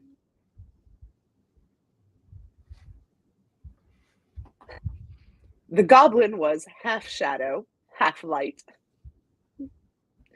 Now, if we go to the definition of penumbra, for those of you who may not be aware, the definition of penumbra is a partial shadow between regions of full shadow, the umbra, and full illumination, especially as cast by Earth, the moon, or another body during an eclipse. That's why I knew that word. I was Oh, like, I I've know heard from that the word a Penumbra lot podcast. recently. And what was it? Because we had an eclipse. Right. And then, just to add on just a little bit more to this, what would this symbolize? What does the penumbra symbolize, you may ask? What does your shadow half remains? What is the takeaway from this, maybe? The shadow mentioned in the title, penumbra, symbolizes the shadow of death. It is not imminent, but approaching from the distance. Like the crows. This also helps You actually because we described actually Would you go say- into how like a gaggle of would you crows is say- actually called a murder. I was about to say, would you say that there's a lot of crows in this book? Would you say that a lot of crows is actually called a Murder. Mm-hmm. A murder of crows? Oh, and to tie this back further to Pokemon, there are several Pokemons based off of crows. I need a slideshow. We need a slideshow right now. I just want a slideshow of Pokemon crows right this second. I want like And there's also shadow Pokemon. Okay. what you I got also are you. missing is we had what is not being shown is the extra slideshow of about 4-year-old Mackenzie not making there's so many school photos of Mackenzie. I had to be like 5. It was 2003 to 2004. Oh, okay, yeah. I had to have been Not 5. making eye contact with the camp. She looks so cute, but she's doing these in like every photo. She's so cute, but she is like looking away from the camera in every single one. And there's like 4 of them that we were gonna have a slideshow of. Except I never did it. I was like, except yeah, we ran out of time because we were trying to Yeah. like finish this up. So, but just so you all know, there here's was the fun bonus thing. content. Here's the fun thing. This was actually in a photo album that was given to us by our kindergarten teacher. Kaylee and I had the same kindergarten teacher. Oh my god! Wait, we'll put it in the Discord. We'll put the photos in the Discord. That's fine. But We'll put the here's the photos in the key Discord. thing. Here's the key thing, though. This is like in every photo, except for maybe 3 photos. every single one of them, I am not paying attention, or my eyes just like deliberately in front of the camera are just like.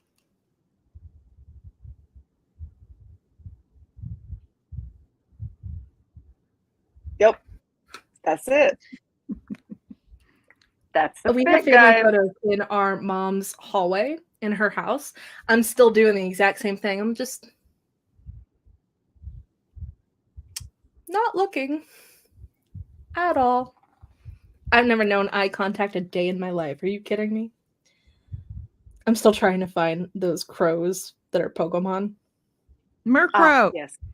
Murkrow! That's Murkrow's my exactly what I'm favorite. trying to My pull a shiny picture of. Murkrow in Pokemon Go was my favorite.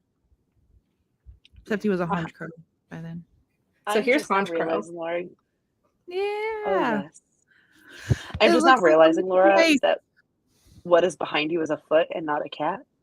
I Oh. thought it was a cat all It's evening. actually, I have a sock with a cat on it. So it's kind of both.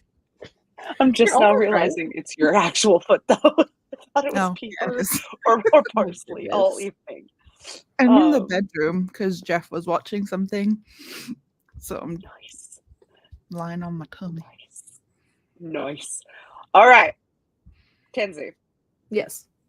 Next The slide. next slide. How do you interpret the How ending? do you interpret the ending?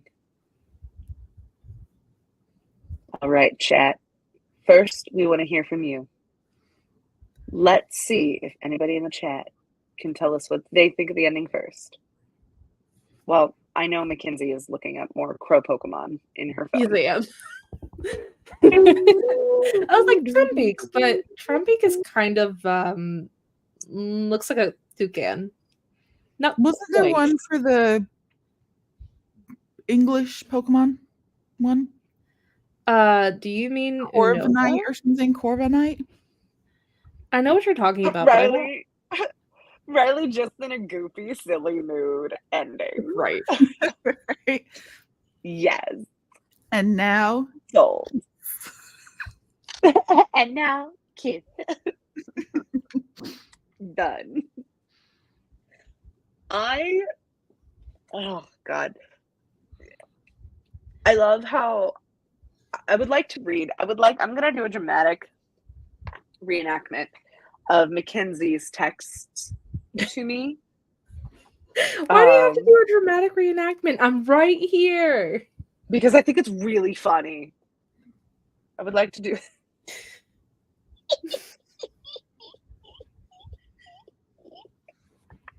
I think it's really funny. Oh, let's see if you interpret my tone correctly. Let's do that. Why don't we? Are you ready? Mhm. Just so everybody knows, Mackenzie and I like to text each other in all caps with zero understanding of anything going on. So get Yes. ready. And I'm going to drag her so hard right now. It's quite unhinged.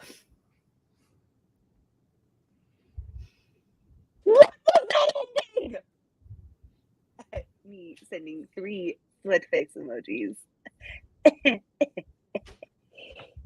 We gonna talk about it because I have thoughts. What? What? Okay, Why when not? you get too loud, the mic cuts out. So I have no idea what you're saying. Okay. Why not? What? Why not? Do they kill each other? Does it matter? Right? Like, I like the way that the ending is, but I'm also like, do they? Or is it like, because I was actually reading a few reviews and I was like, you know what? All these reviews suck. I'm on Riley's team of like, it doesn't matter. We die, we die. If we don't die, hey, I have a relationship now. I am a mega Goodreads hater. I hate Goodreads. If you don't have anything good to say about a book, like if it is a trash book, if it is a shit Just time I was reading the reviews on Goodreads. I will tell you right I now. only use Storygraph.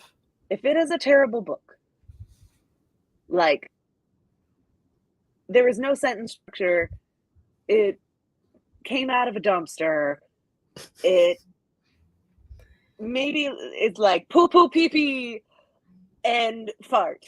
That is a bad book, okay? That is a bad book. You can talk about it.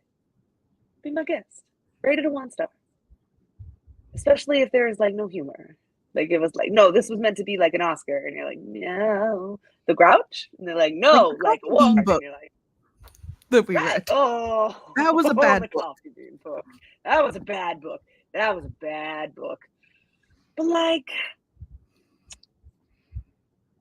if you can recognize that it was a good book, it just wasn't a book for you. Don't dog on it. Go ahead and state this was a good book. It just wasn't a book for me. Don't And for the yuck love of people's- God, do not tag authors in negative reviews. Exactly. Do not tag authors in negative reviews.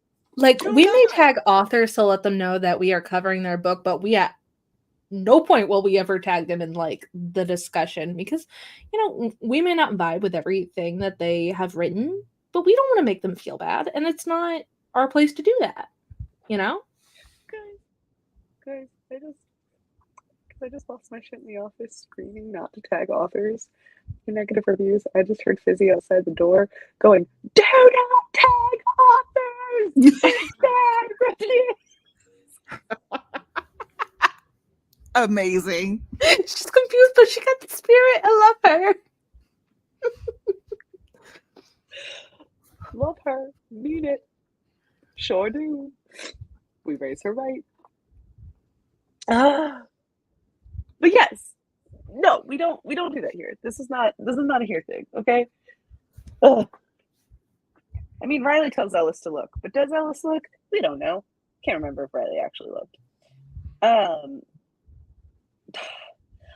can think it's tell left you. open. I think it's left open. I don't think we know if Ellis looks. All it says is she's gasping when she finally pulls back, and it's easy. Okay, I gotta take my glasses off to read this. I'm sorry. And it's easy and thoughtless.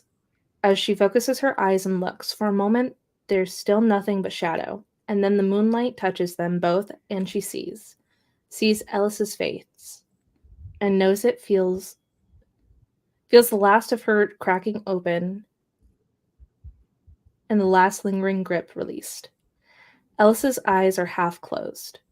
Turn away from her. Ellis's swollen, blood-stained lips are trembling. Riley smiles, wide and utterly, wonderfully insane, cups Ellis's beautiful face with both hands. Nothing matters. And we were always already crazy and sick, and nothing ever has. Ellis, she whispers, look. I'd say the fact that she knows Ellis's eyes are half closed, she looked directly at the eyes to know that. I would. Well, I think we know that, because the question is, do we know if Ellis looked at Riley? We know Riley has already looked. Yeah, as Claudia said, Riley kind of lost her shit, so we know Riley looked. Right.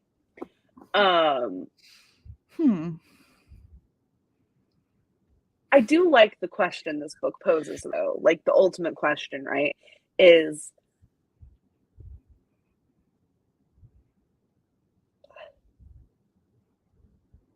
and I love it with the title, right? And I feel like this is why I was like, we need to take a second and talk about what a shadow half is, because how can you not with this book? I also think this will be important for future novels coming out in the future. This thought, this idea, is the crazy something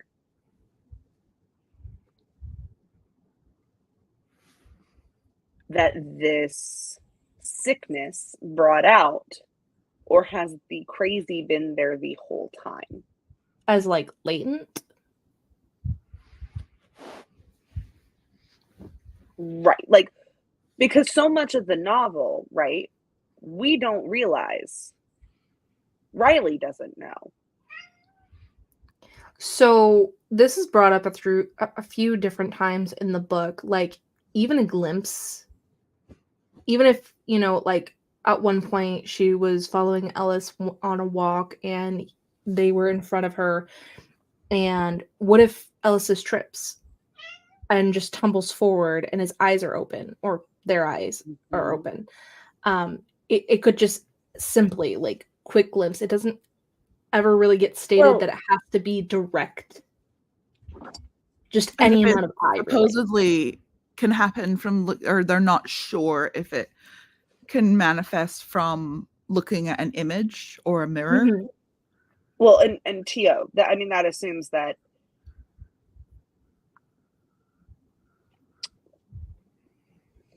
and it says that they are never sure of the rules. That's where I'm going with this. Yeah. How can you study something sure that's so hard to be studied? Right. They're never sure of the rules. And if you're never sure of the rules, you're also never sure of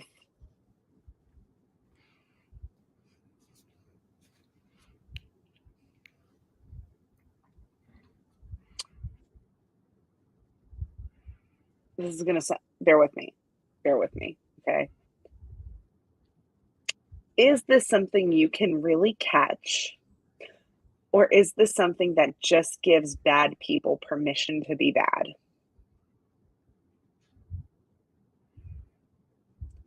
Kind of like an excuse. Crazy people, or it, like, so the thing that we're dealing with in this book, right, is something that makes people do things like purge-like behavior, right? It allows them to act on these impulses. Yes, these lunacy impulses, these impulsive, intrusive thoughts, these, there's a word that I'm looking for and I can't find it.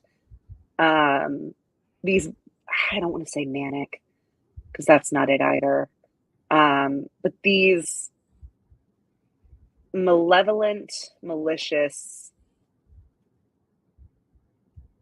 intrusive acts, right? It allows them to act upon it, right? These animalistic things. Instinct? I don't want to say instinct, because not everything these people are doing is instinct, right? Like, it's not instinct to gouge your mom's eyes out. Or to rip a woman's throat out with your teeth on the street. Right. Oof. That's, like, there's unhinged behavior.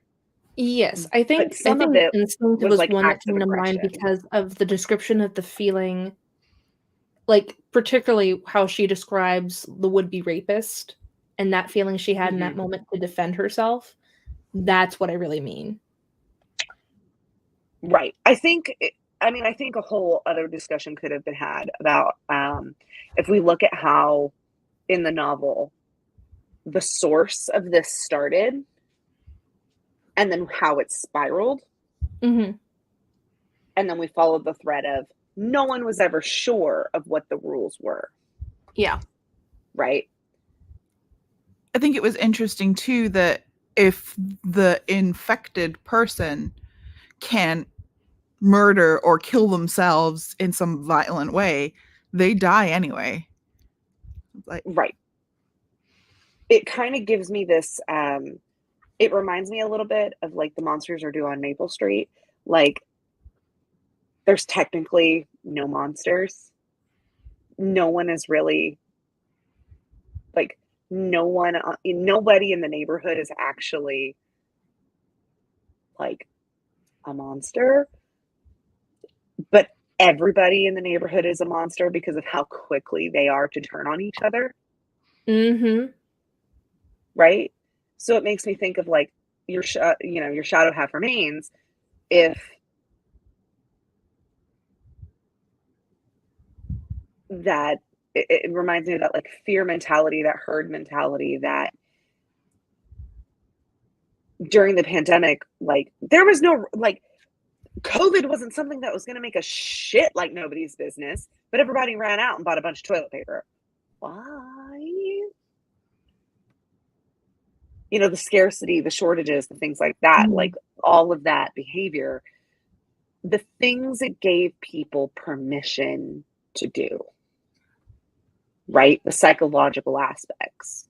That mob mentality. Oh, yeah. And so by the end of it, when she's like, we have always been, you know, what was the exact words? Because I really liked,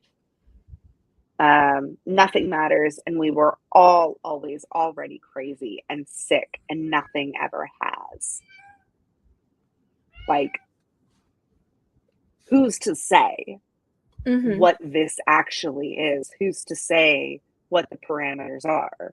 Who's to say, like, maybe she did gouge her eyes out because she was sick. You know, maybe she gouged her mom's eyes out because she really was sick, but maybe she just gouged her mom's eyes out of fear. Because look how she handled herself the rest of the novel. How much of it was just fear? Right. And I just had a thought too, is we only get her perspective, her view on things about what happened.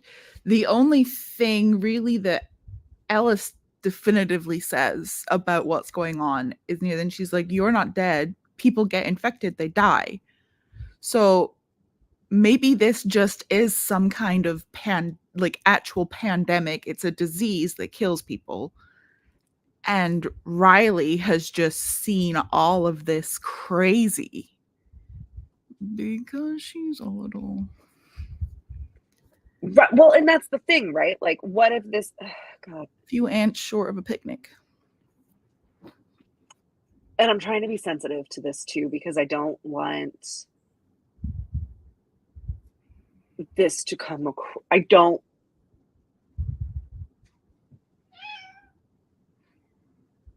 Pape. Well, Kaylee's working on that thought. Like, when you're basically living in a feeling of fight or flight response, it's really easy to lose track of reality and succumb to your paranoia. Right. Well, then also couple it in with things like hyper interest, right?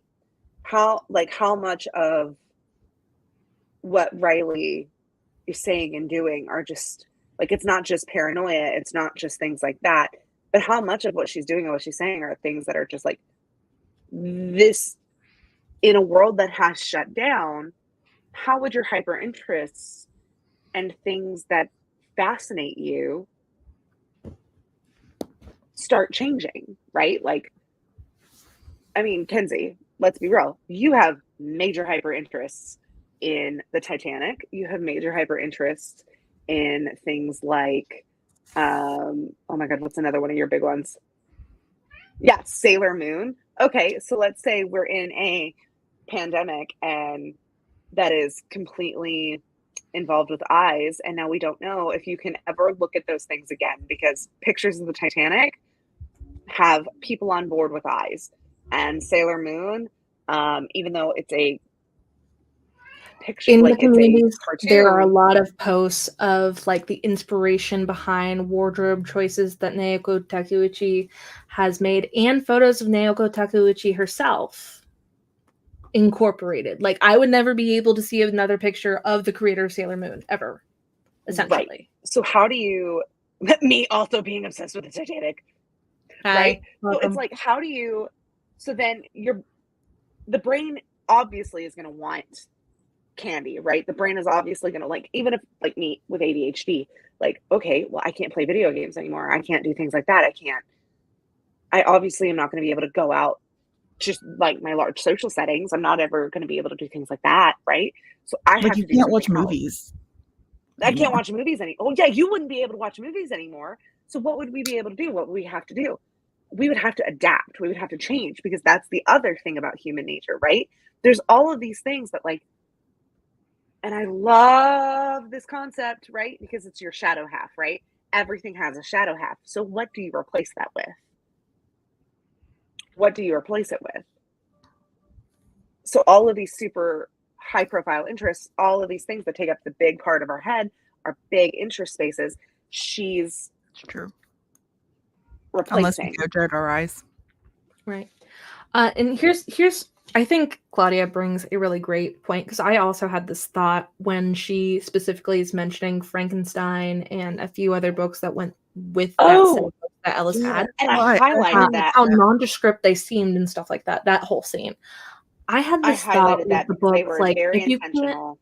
if you cannot like watch movies anymore or television shows because of this, and I'm like, yeah, just read more. But even still, that feeds into the want and the missing and the desire to look at another person, because in books you have description of characters, and sometimes if you're really piney, you describe their eye color and how their eyes look and how their face is framed and how they look comely to another person. I mean, and not only that, but like, book, doesn't she? What? When she says that when she got into her grandparents' cabin and she went through everything, like, she burned some books, not all of them. So I'm like, did they have like pictures of people on the cover? Did they maybe, like you said, talk about descriptions of eyes? Well, not only that, but like, imagine how jarring it would be to find like a copy of Frankenstein. Imagine how jarring that would be in a world where you can no longer look at people and they're just destroyed all over the place. And somebody's like, hey, maybe we can make men. Maybe we could build you a friend. Oh, we could build me a person to talk to? That'd be fucking great, right? But here's the thing. With the inclusion of Frankenstein, it's also a story about loneliness, specifically, because the creature asks Dr. Frankenstein to make him a bride, to make him not necessarily like a bride, but like for companionship. He wants someone like him. Shout out to us bringing up Frankenstein in the queer conversation. Heyo. The books that she mentions on the shelf are, in addition to Frankenstein, is also Bleak House by Charles Dickens, Gulliver's Travels, Heart of Darkness, and The Grapes of Wrath. Which I think is really interesting because it all plays to different themes throughout the book. Gulliver's Travels, I mean, from what I know, he's a bigger person in some places that he goes, but he's also smaller in some places he goes. He never quite fits, which plays into he's fitting. Yeah, he's a man. He's a man that he's a man who never fits in anywhere he goes. And I know absolutely nothing about Bleak House, but I'm assuming based on the description between Ellis's place and hers, it's a lot of perspective base of your internal and external surroundings and your outlook, from just context clues here. Thank you for coming. Good night, V. We love you. Thank you for joining us. And we're almost done. And I love like The Grapes of Wrath because, of course, it's like I always laugh. It's the angry raisins in Japanese. Yes, but you know, it's about like famine and hard times, and there will always be beer. Which famine and hard times, Great Depression, and like the outlawing of booze and stuff like that, speakeasies, there will always be beer. Prohibition, there will always be beer. There will always be beer. You know why there's so many COVID babies? Well, post-COVID babies? Because there was beer in lockdown. There was booze in lockdown. COVID cuffing. I mean, like the internal connection of what makes us all human It's one of the funniest things throughout history. There will always be some kind of fermented drink that everyone is going to risk their lives for, and it's always there.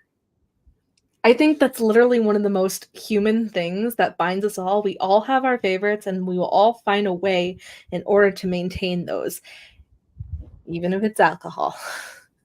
Yep. But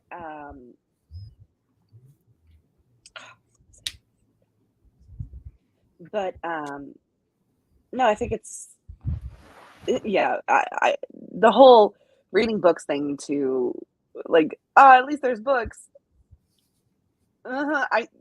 This whole crypt got started because I was reading books. I was reading so many books that I wanted to talk about them, and I wanted to talk about them with my friends, but that wasn't enough. I wanted my friends and I to talk about them with other people. No. No. We're just it's a good point that they make you long for connection. They can make you long for connection more. Mm-hmm. It's like a reminder of what was. And it might not be every book, but then you'll read that one that sparks all those feelings, and I'm like, you know what bitches need to start doing? Journaling. Stop reading, start journaling. You want to be alone, journal. Get that shit out your head. Mm-hmm. Speaking of that, I think one of the funniest things to come out of the pandemic was like everyone finally having the time to find hobbies that work for them and stuff like that, and being so insulted when I worked at the thrift store because I had made one of my crochet bandanas and worn it one day at work, and someone was like, "Oh, was that your pandemic hobby, crocheting?" I was like, "I've been crocheting since the 4th grade." Susan, people can have hobbies. Susan. Like, I was so mad, but of course I had to be polite about it. So I was just like, no, I've been crocheting since the 4th grade. That's a really weird thing that you connected to. You okay? Like, what were your pandemic hobbies? Right? I literally asked her, I was like, what did you develop during the pandemic? Did you get into scrapbooking? Motherhood. Full circle to the beginning. Motherhood? What did I develop? Motherhood was my pandemic hobby. Can I be like, oh yeah, motherhood? Breastfeeding. Breastfeeding was my pandemic hobby. That's what I did. Just full circle back to the beginning. What did I develop during the pandemic? What did I manifest? Anxiety. Yeah. Mental illness is what was my pandemic hobby. I got really into Animal Crossing. Oh yeah. And I didn't stop until coming back to the States, really. So I was like, that was it for me, I guess. Yeah. Yeah, remember how in okay, Animal what's the next slide? Ding. Nope, Has the discussion changed anything for you? I mean, yes. I definitely did not think through this originally with the there were two things myself did not pick up. I did not pick up that Ellis could be non-binary. Could be, probably is. And I definitely did not think this through on a autistic lens, which I'm glad that I'm thinking about it now because I really appreciate it a lot more. Literally, when Ellis was like, "Yeah, it wasn't hard for the partner that I used to have living with them. They didn't make eye contact, and like Riley just was she blind? No, autistic." Yeah, I think that was. I would like to state again for the class. Clark Kent absolutely would have gotten past me. I never would have noticed that man was Superman a day in my life. I'm just gonna say it again. It's fine. You and I would have been great. Clark, you know what? We would have been Clark Kent's best friends. You know what this is giving? It's giving when I came back from Japan, and Japan handled the pandemic very differently. And we went to Target for the first time to get me stuff since I had just gotten off a plane and you picked me up, essentially. And And we're walking around and we're looking at clothes for Fizz, and I'm not touching a single thing, and you're touching everything. And the thing that I told you was like, don't touch it if you're not gonna buy it. And it was such a huge, like, weird culture shock in between how the different cultures handled everything. And it's like, that's a thing that goes on a baby that could be compromising to them. Like, don't touch anything that's gonna make you sick. I was Or like, someone else but I'm sick. gonna wash it. I was like, but Well, I'm gonna wash it. I'm like, And but how do I know I want it if I don't touch it? yeah, I was like, but how do I know if the texture's gonna make my brain do the thing if I don't touch it?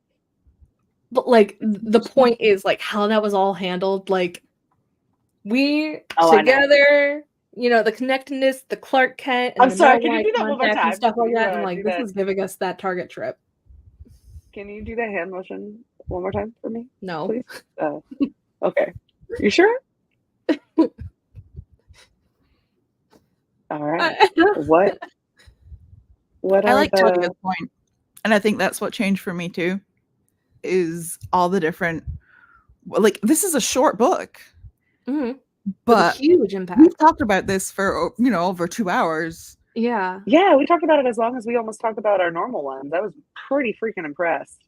And Yeah. there's so much, open for interpretation and different ways it can be viewed, and As layers. I think that was really cool and eye-opening. She's like an onion. Yeah. Mm-hmm. I feel like obligated when you're in this box to be like, and pet the comment. And point to the comment. I need you to hold on, highlight a comment again. I need you to highlight a comment. Pet the comment. It's such a nice comment. If we ever get Aww. someone with like a pet for a profile picture, that'll be great. It'll just look on brand. It'll look like it's normal. It's fine. Yeah. Such a nice comment. Moving on. Thelma likes. Colossal. I know we had to cancel movie night, but the two movies that I really, really, really wanted to pair with this, also last month were available and then came off streaming this month, so I was really upset. But if you would like to watch a movie that would pair so well with this and then talk to me about it, I would love you forever. Two movies that I absolutely love that fit these vibes that are not Bird Box, because Bird Box is its own thing. It would go well, but it is its own thing, and obviously it's a movie adaptation book of its own. So I wanted to do something that wasn't, there. Yeah, the first time I watched Seeking a Friend for the End of the World, it did the same to me too, Claudia. It did the same to me. It's such a nice comment. She's gonna take it away every time I pet it. Seeking a Friend for the End of the World. It's a little bit like Lost in Translation themes. It's like Lost in Translation meets Your Shadow Half Remains. These two people are stuck in a end of the world situation and are legitimately just seeking a friend to ride the end of it out. And they meet each other, and they literally are just trying to form, like just trying to have a friend to watch the end of the world go down. And it is a very good movie. It hurts good. It hurts good. It hurts good. It's necessary catharsis. Huh? Necessary catharsis. It's Another necessary one that would be a catharsis. good match is Z for Zachariah. Although that is based off a book too, but it's a very old book. That one was really good and kind of delves into it's similar setup, apocalyptic, lives in the middle of nowhere alone. Someone shows up. Mm-hmm. Okay. But then someone else shows up, and it's sort of gets into the ways violence can manifest based on isolation, and it was a really good film. I feel like I should have also added like Swiss Army Man. I feel like that would also kind of fit the tone here. A bit. But that might have been a little too hopeful. I don't know. I was really impressed with your inclusion of Colossal because as I was telling you, like, I never want to watch this again, but what I do remember, it does deal with like emotions and having a physical manifestation of that and being very, Yeah. very closely linked to Riley's interpretation of her shadow half. I remember being very surprised by Colossal. Oh, I hated it. Yeah, I added Colossal as the other one that I wanted to watch with this because as something a little bit lighter and a little bit more like cult classic-ier to balance out the option of Seeking a Friend for the End of the World. If Seeking a Friend for the End of the World is like, what's that song? Songs for a 17-year-old girl that I usually play where it's like that song. It's in I Saw the Pink TV Glows trailer. It's in the trailer for that, but it was also in the Scott Pilgrim movie. That song. It was in the first post we made for Your Shadow Half Remains. Maybe the second one, because I think we did the New Pornographers for the first one.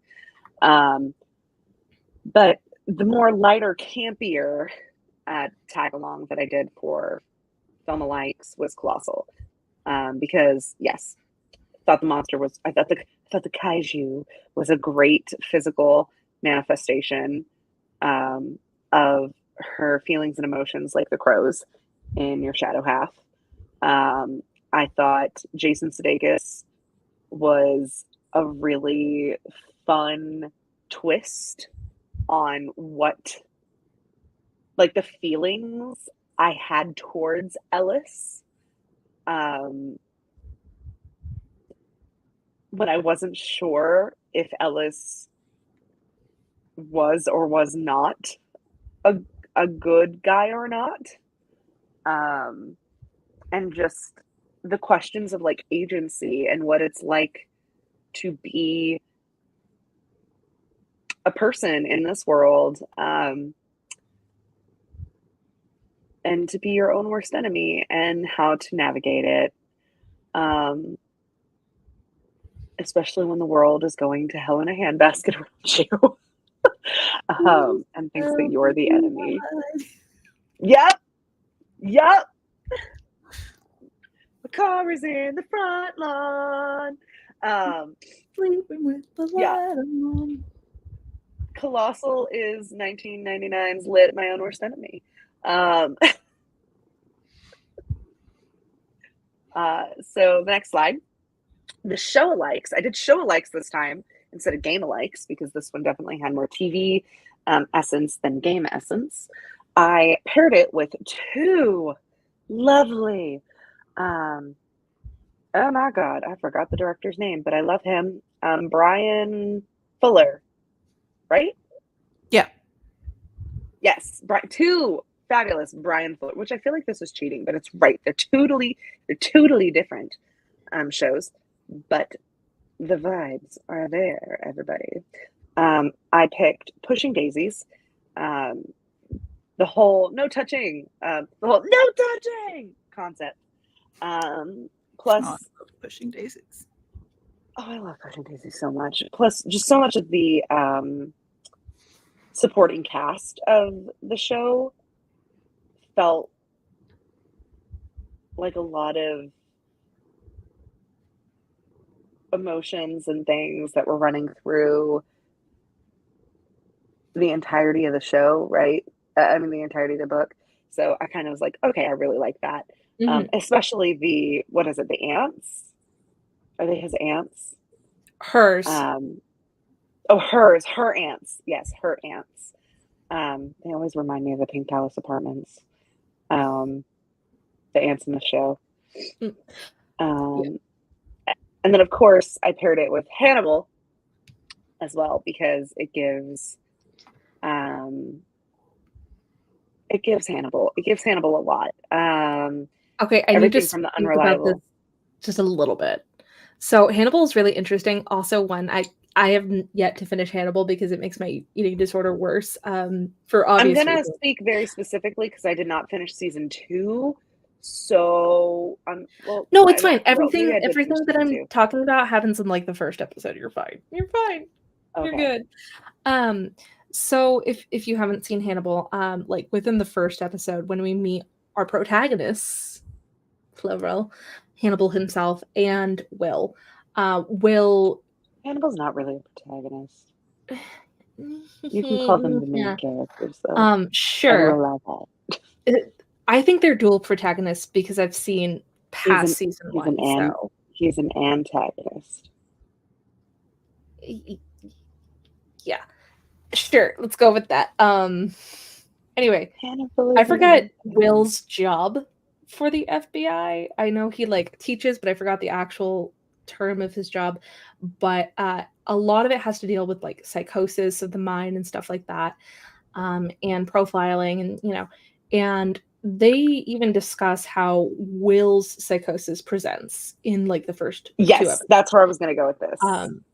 So not only is there that element, but also like Will is actually really pissed about this. He's like, yes, I present as having Asperger's syndrome. No, I don't want to talk about it. And like there are other things that happen with Will later on that I can't discuss, but if you've seen Hannibal, you know why I'm like, I feel like this is a really good choice for this connection, because what do you know? What's your reality? And what do you believe? I picked it. Could also have done The Last Man on Earth with Will Forte. Oh, that would have been such a good pick. I didn't think about that. But no, like the more I think about these choices that Kaylee picked, the more I like them, because I'm like, no, you did a really good job at this. Thank you. That is also a really good pick. Oh, we could have watched Self-Reliance to go with this movie too. I didn't think about that. Self-Reliance would have been a good one to go with it. I will also throw in, for those who haven't seen it but would like to, and need something to go with this that is neither too campy, neither too bad, but also are in love with Hobo Man Jake Johnson. Please do yourself a favor, watch Self-Reliance on Amazon Prime. Sorry, it's on Amazon Prime, but not sorry that it is Jake Johnson. Yeah. Oh, it's on Hulu. Yeah, I watched it on Hulu. Is that where we watched it? Did we watch it on Hulu? Yes. Oh, just kidding. I'm not sorry. It's on Hulu. Go watch it on Hulu. Sorry, I couldn't remember where we watched it, because it was the night we watched like Saltburn and Everything Everywhere All at Once, and we like watched like 3 movies in one go, and we were like, let's go. It was intense. It was very intense. Do we need any more time on this slide? Nope, we're good. Next line. All right, Crypt Rating. Oh, just kidding. Laura finished it. She joined. Yeah. This was a slide created before I found out whether or not concretely Laura was going to be able to join us tonight. So I'm going to say, because I'm already speaking, I gave this a 3 because the amount of arrows in my back from this book. This was a personal attack for you? Yes, it was. It hurt so much reading it, and so I had to like bite the bullet towards the end, and I really do appreciate this book and love this book. Do I love enough to get a physical copy and be physically reminded of its presence? No. Do I wish a little bit more for the characters or certain things to be more fully fleshed out and explained? A little bit, but I feel like that's mostly because there were some things where I was just confused. And if I had to listen to the audiobook, I think those would be cleared up and maybe go up a point in terms of rating. So you've been the archer and the prey. My husband's a Sagittarius. I'm an Aquarius. Get it right. I know. I love you. Okay. So I can't take Taylor singing that song on tour anymore. It hurts. You're welcome. So much to watch. You're welcome. I gave it a 4.5. I really liked this book. and I'm still going to stay at a 4.5. I'm still going to stay at a 4.5. Yeah, it's a solid 4.5. For me, I really enjoyed it. There's a few things I think could have made it 5.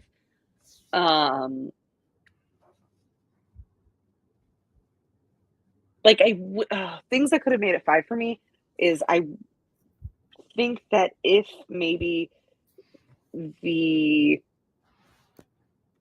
sounds bad, but I think maybe if the queerness was a little more overt, I would have been a little more chuffed. Because I remember the first time I read it and I was like, I thought this was supposed to be I felt bad. I was like, I thought this was supposed to be queer. And then I closed it and I was like, where was my queer? But now that I'm talking to you guys and y'all are like, they never said things. And I was like, oh. Yeah, I guess that does make way more sense.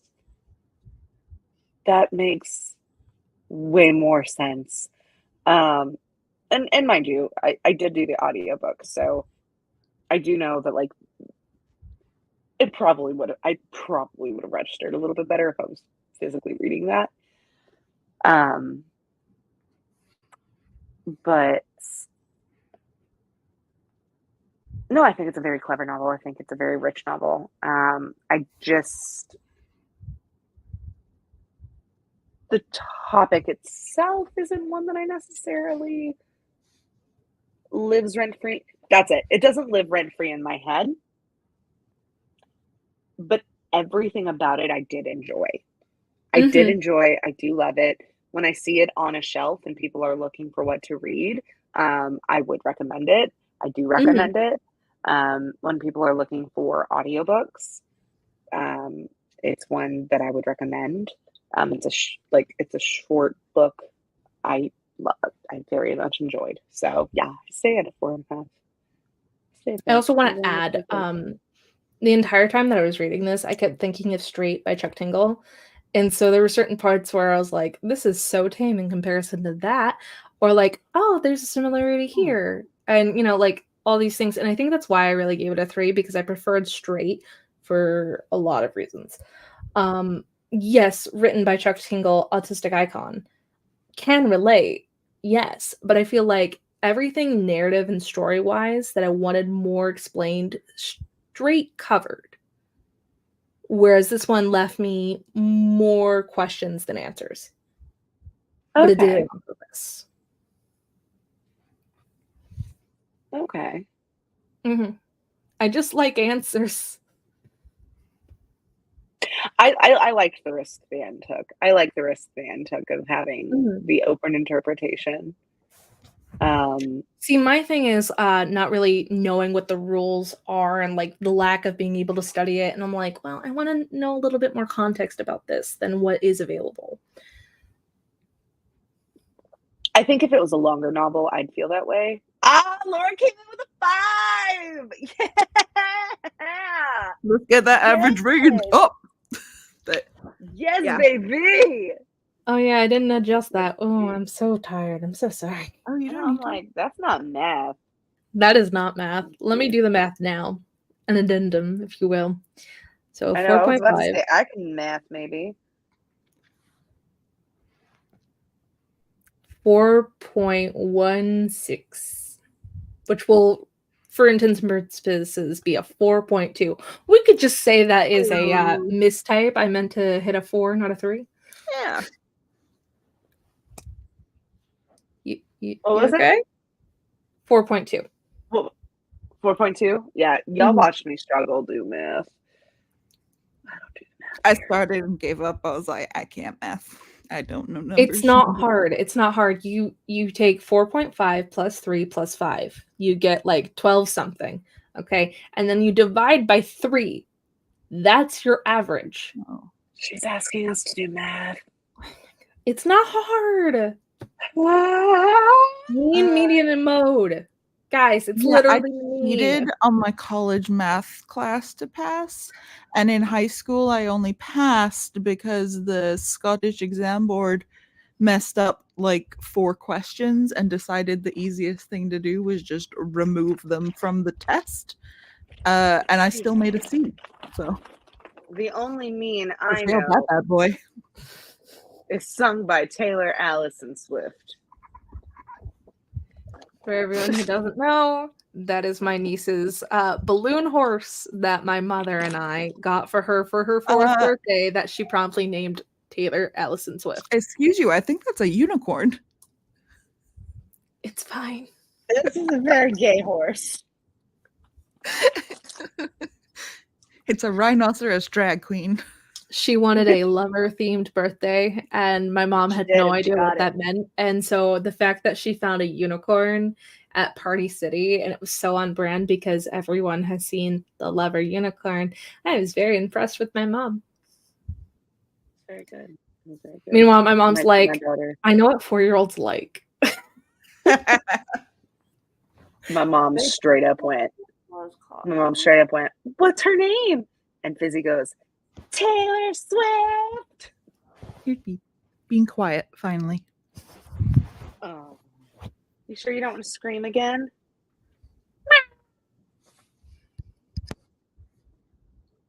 All right. Well, I think that's all she wrote. I think that's right. That's the last slide, right? Yes. Yeah. I think that's all she wrote, folks. We did it. We made it. We've read 2.5 hours later. We did it. Well, usually we're at like 2:45, so I'm really proud. No, this is actually, I think, one of our longest videos. I'm going to be honest. Yeah. Yeah, I didn't expect to pull out this much from it, but here we are. That's how good of a book it is. Go read it. Don't listen to me with my 3 rating. Listen to them with their 4.5 and 5. What?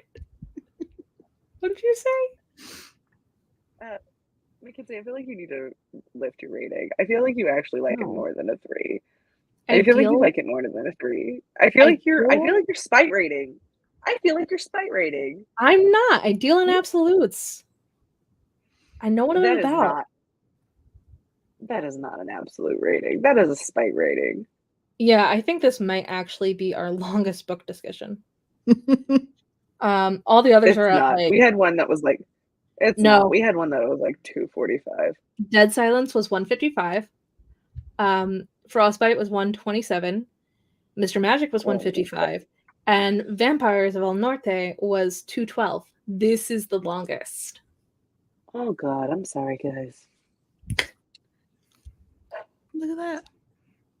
I think our shortest book and our longest discussion. You know what, guys? You got a book discussion tonight. I think you understand how appreciative you all should be.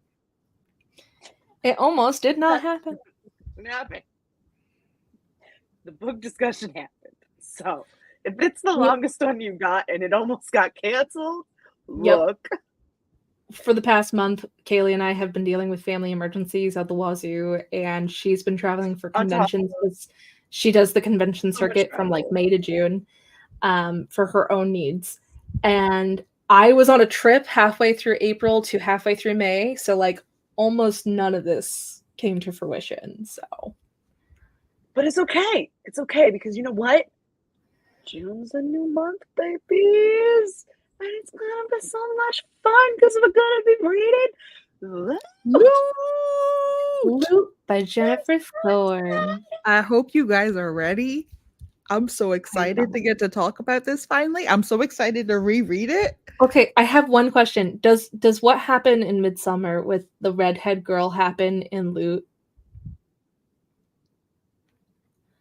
During the dinner Nobody adds pubes or menstrual blood to anything that anybody eats in this book. Cool. But if you send a special request, I will bottle up my flow for you. No! Don't make me have to go edit this. No! You guys were doing so fine, and you wait until the last few minutes to be raunchy and gross? Asshole. That sounds like a flow. It's basically the Wicker Man meets Final Destination, and I loved it so much. Oh God, is this gonna give me nightmares? And I cannot wait for you guys to read it. Oh no, I think I'm gonna get traumatized. I'm not here for that. I'm so excited. I'm going turtle I had face. my hair I'm so special excited. for it. I didn't. It was a happy accident. It's like the same color as the cover, but it works. Oh my God, the book. I knew you meant the book. It's okay. It's okay, Claudia. That's what we in the business call a joke. I just connected the dots. I connected them a little late. I love You it so connected hard. shit. Yes. I'm laughing so hard I'm crying. No, you're Oh not my that funny. God. That's not worth it. Oh, oh my God, I'm crying. Anyway, next book is Loot. We will have our book vote coming out over the weekend. Latest post will probably be Monday, depending on if we can get our suggestions finalized, and then it'll be put out. We are also doing our side read of Dracula Daily. If you guys are interested in that, there's information in our Discord in that text channel specifically. And as I said on the reading stream the other day, the only difference between a physical copy and a digital copy and the email version of Dracula Daily is the physical and digital copies have the memes and the comments, and the email copy does not. It just emails you what day of the month we're listening to Jonathan Harker's nonsense and cookbook recipes for Nina. Yes. Also for July, please do not forget, this is always more fun with friends. So do not forget to tag your friends. Do not forget to add them in the comments. If you think they will like what we are going to be reading for next month, please be sure to share the posts so that way they can come and help vote or join. Yeah, because this is going to be a whole lot of fun. And in the next quarter, we have a lot of fun things planned coming up. So, also, we will almost be at our year of being this in oh my July. gosh, yeah. We will hit 1 year with the Crypt. Oh my God, the Crypt's gonna have a birthday. I'm gonna have to draw Gobby and Ghoulie birthday hats. Yes. So yeah, birthday hats. Late July, early August, we're coming up on a year. So thank you guys for everyone who has been with us since last year. Thanks. You guys mean the world to us, honestly. And Kaylee is not paying attention. I was looking at the books. I was paying attention. August will be the Crypt's official first birthday. Because our first official book was Reluctant Immortals, which we did in August. So yes, which was Gwendolyn Keist's Reluctant Immortals. So, which is also a really great thing if you want to reread or read it for the first time with our Dracula Daily side read. Would be perfect. Oh, that is so exciting. Yeah, I can't believe it's almost been a year already either. That's insane. I'm gonna go make a charm bracelet. I'm excited. I'm gonna celebrate. We're gonna have to do like something. We're gonna have to do like a giveaway or something for the birthday. I have so many fun things we can do for. Yeah, I think we'll have to do a giveaway for the Crypt's birthday because I have some super fun things we can put together and do. So stay tuned, people who are currently here and people who will see this in the future. Space travelers. Or people who will see this in the future past. You know what it means. You're present. Anyway, we're going to call it a night, guys. Hopefully you enjoyed the discussion and had a great time. And delved into your deep thoughts about humanity with us and came out on the other side okay. Yeah. Let's all go watch Moana. Shine in that light. Recover. We're all let's going all to go go treat ourselves and watch Moana. Yes. You're Bye, welcome. guys. Thank you. Good night.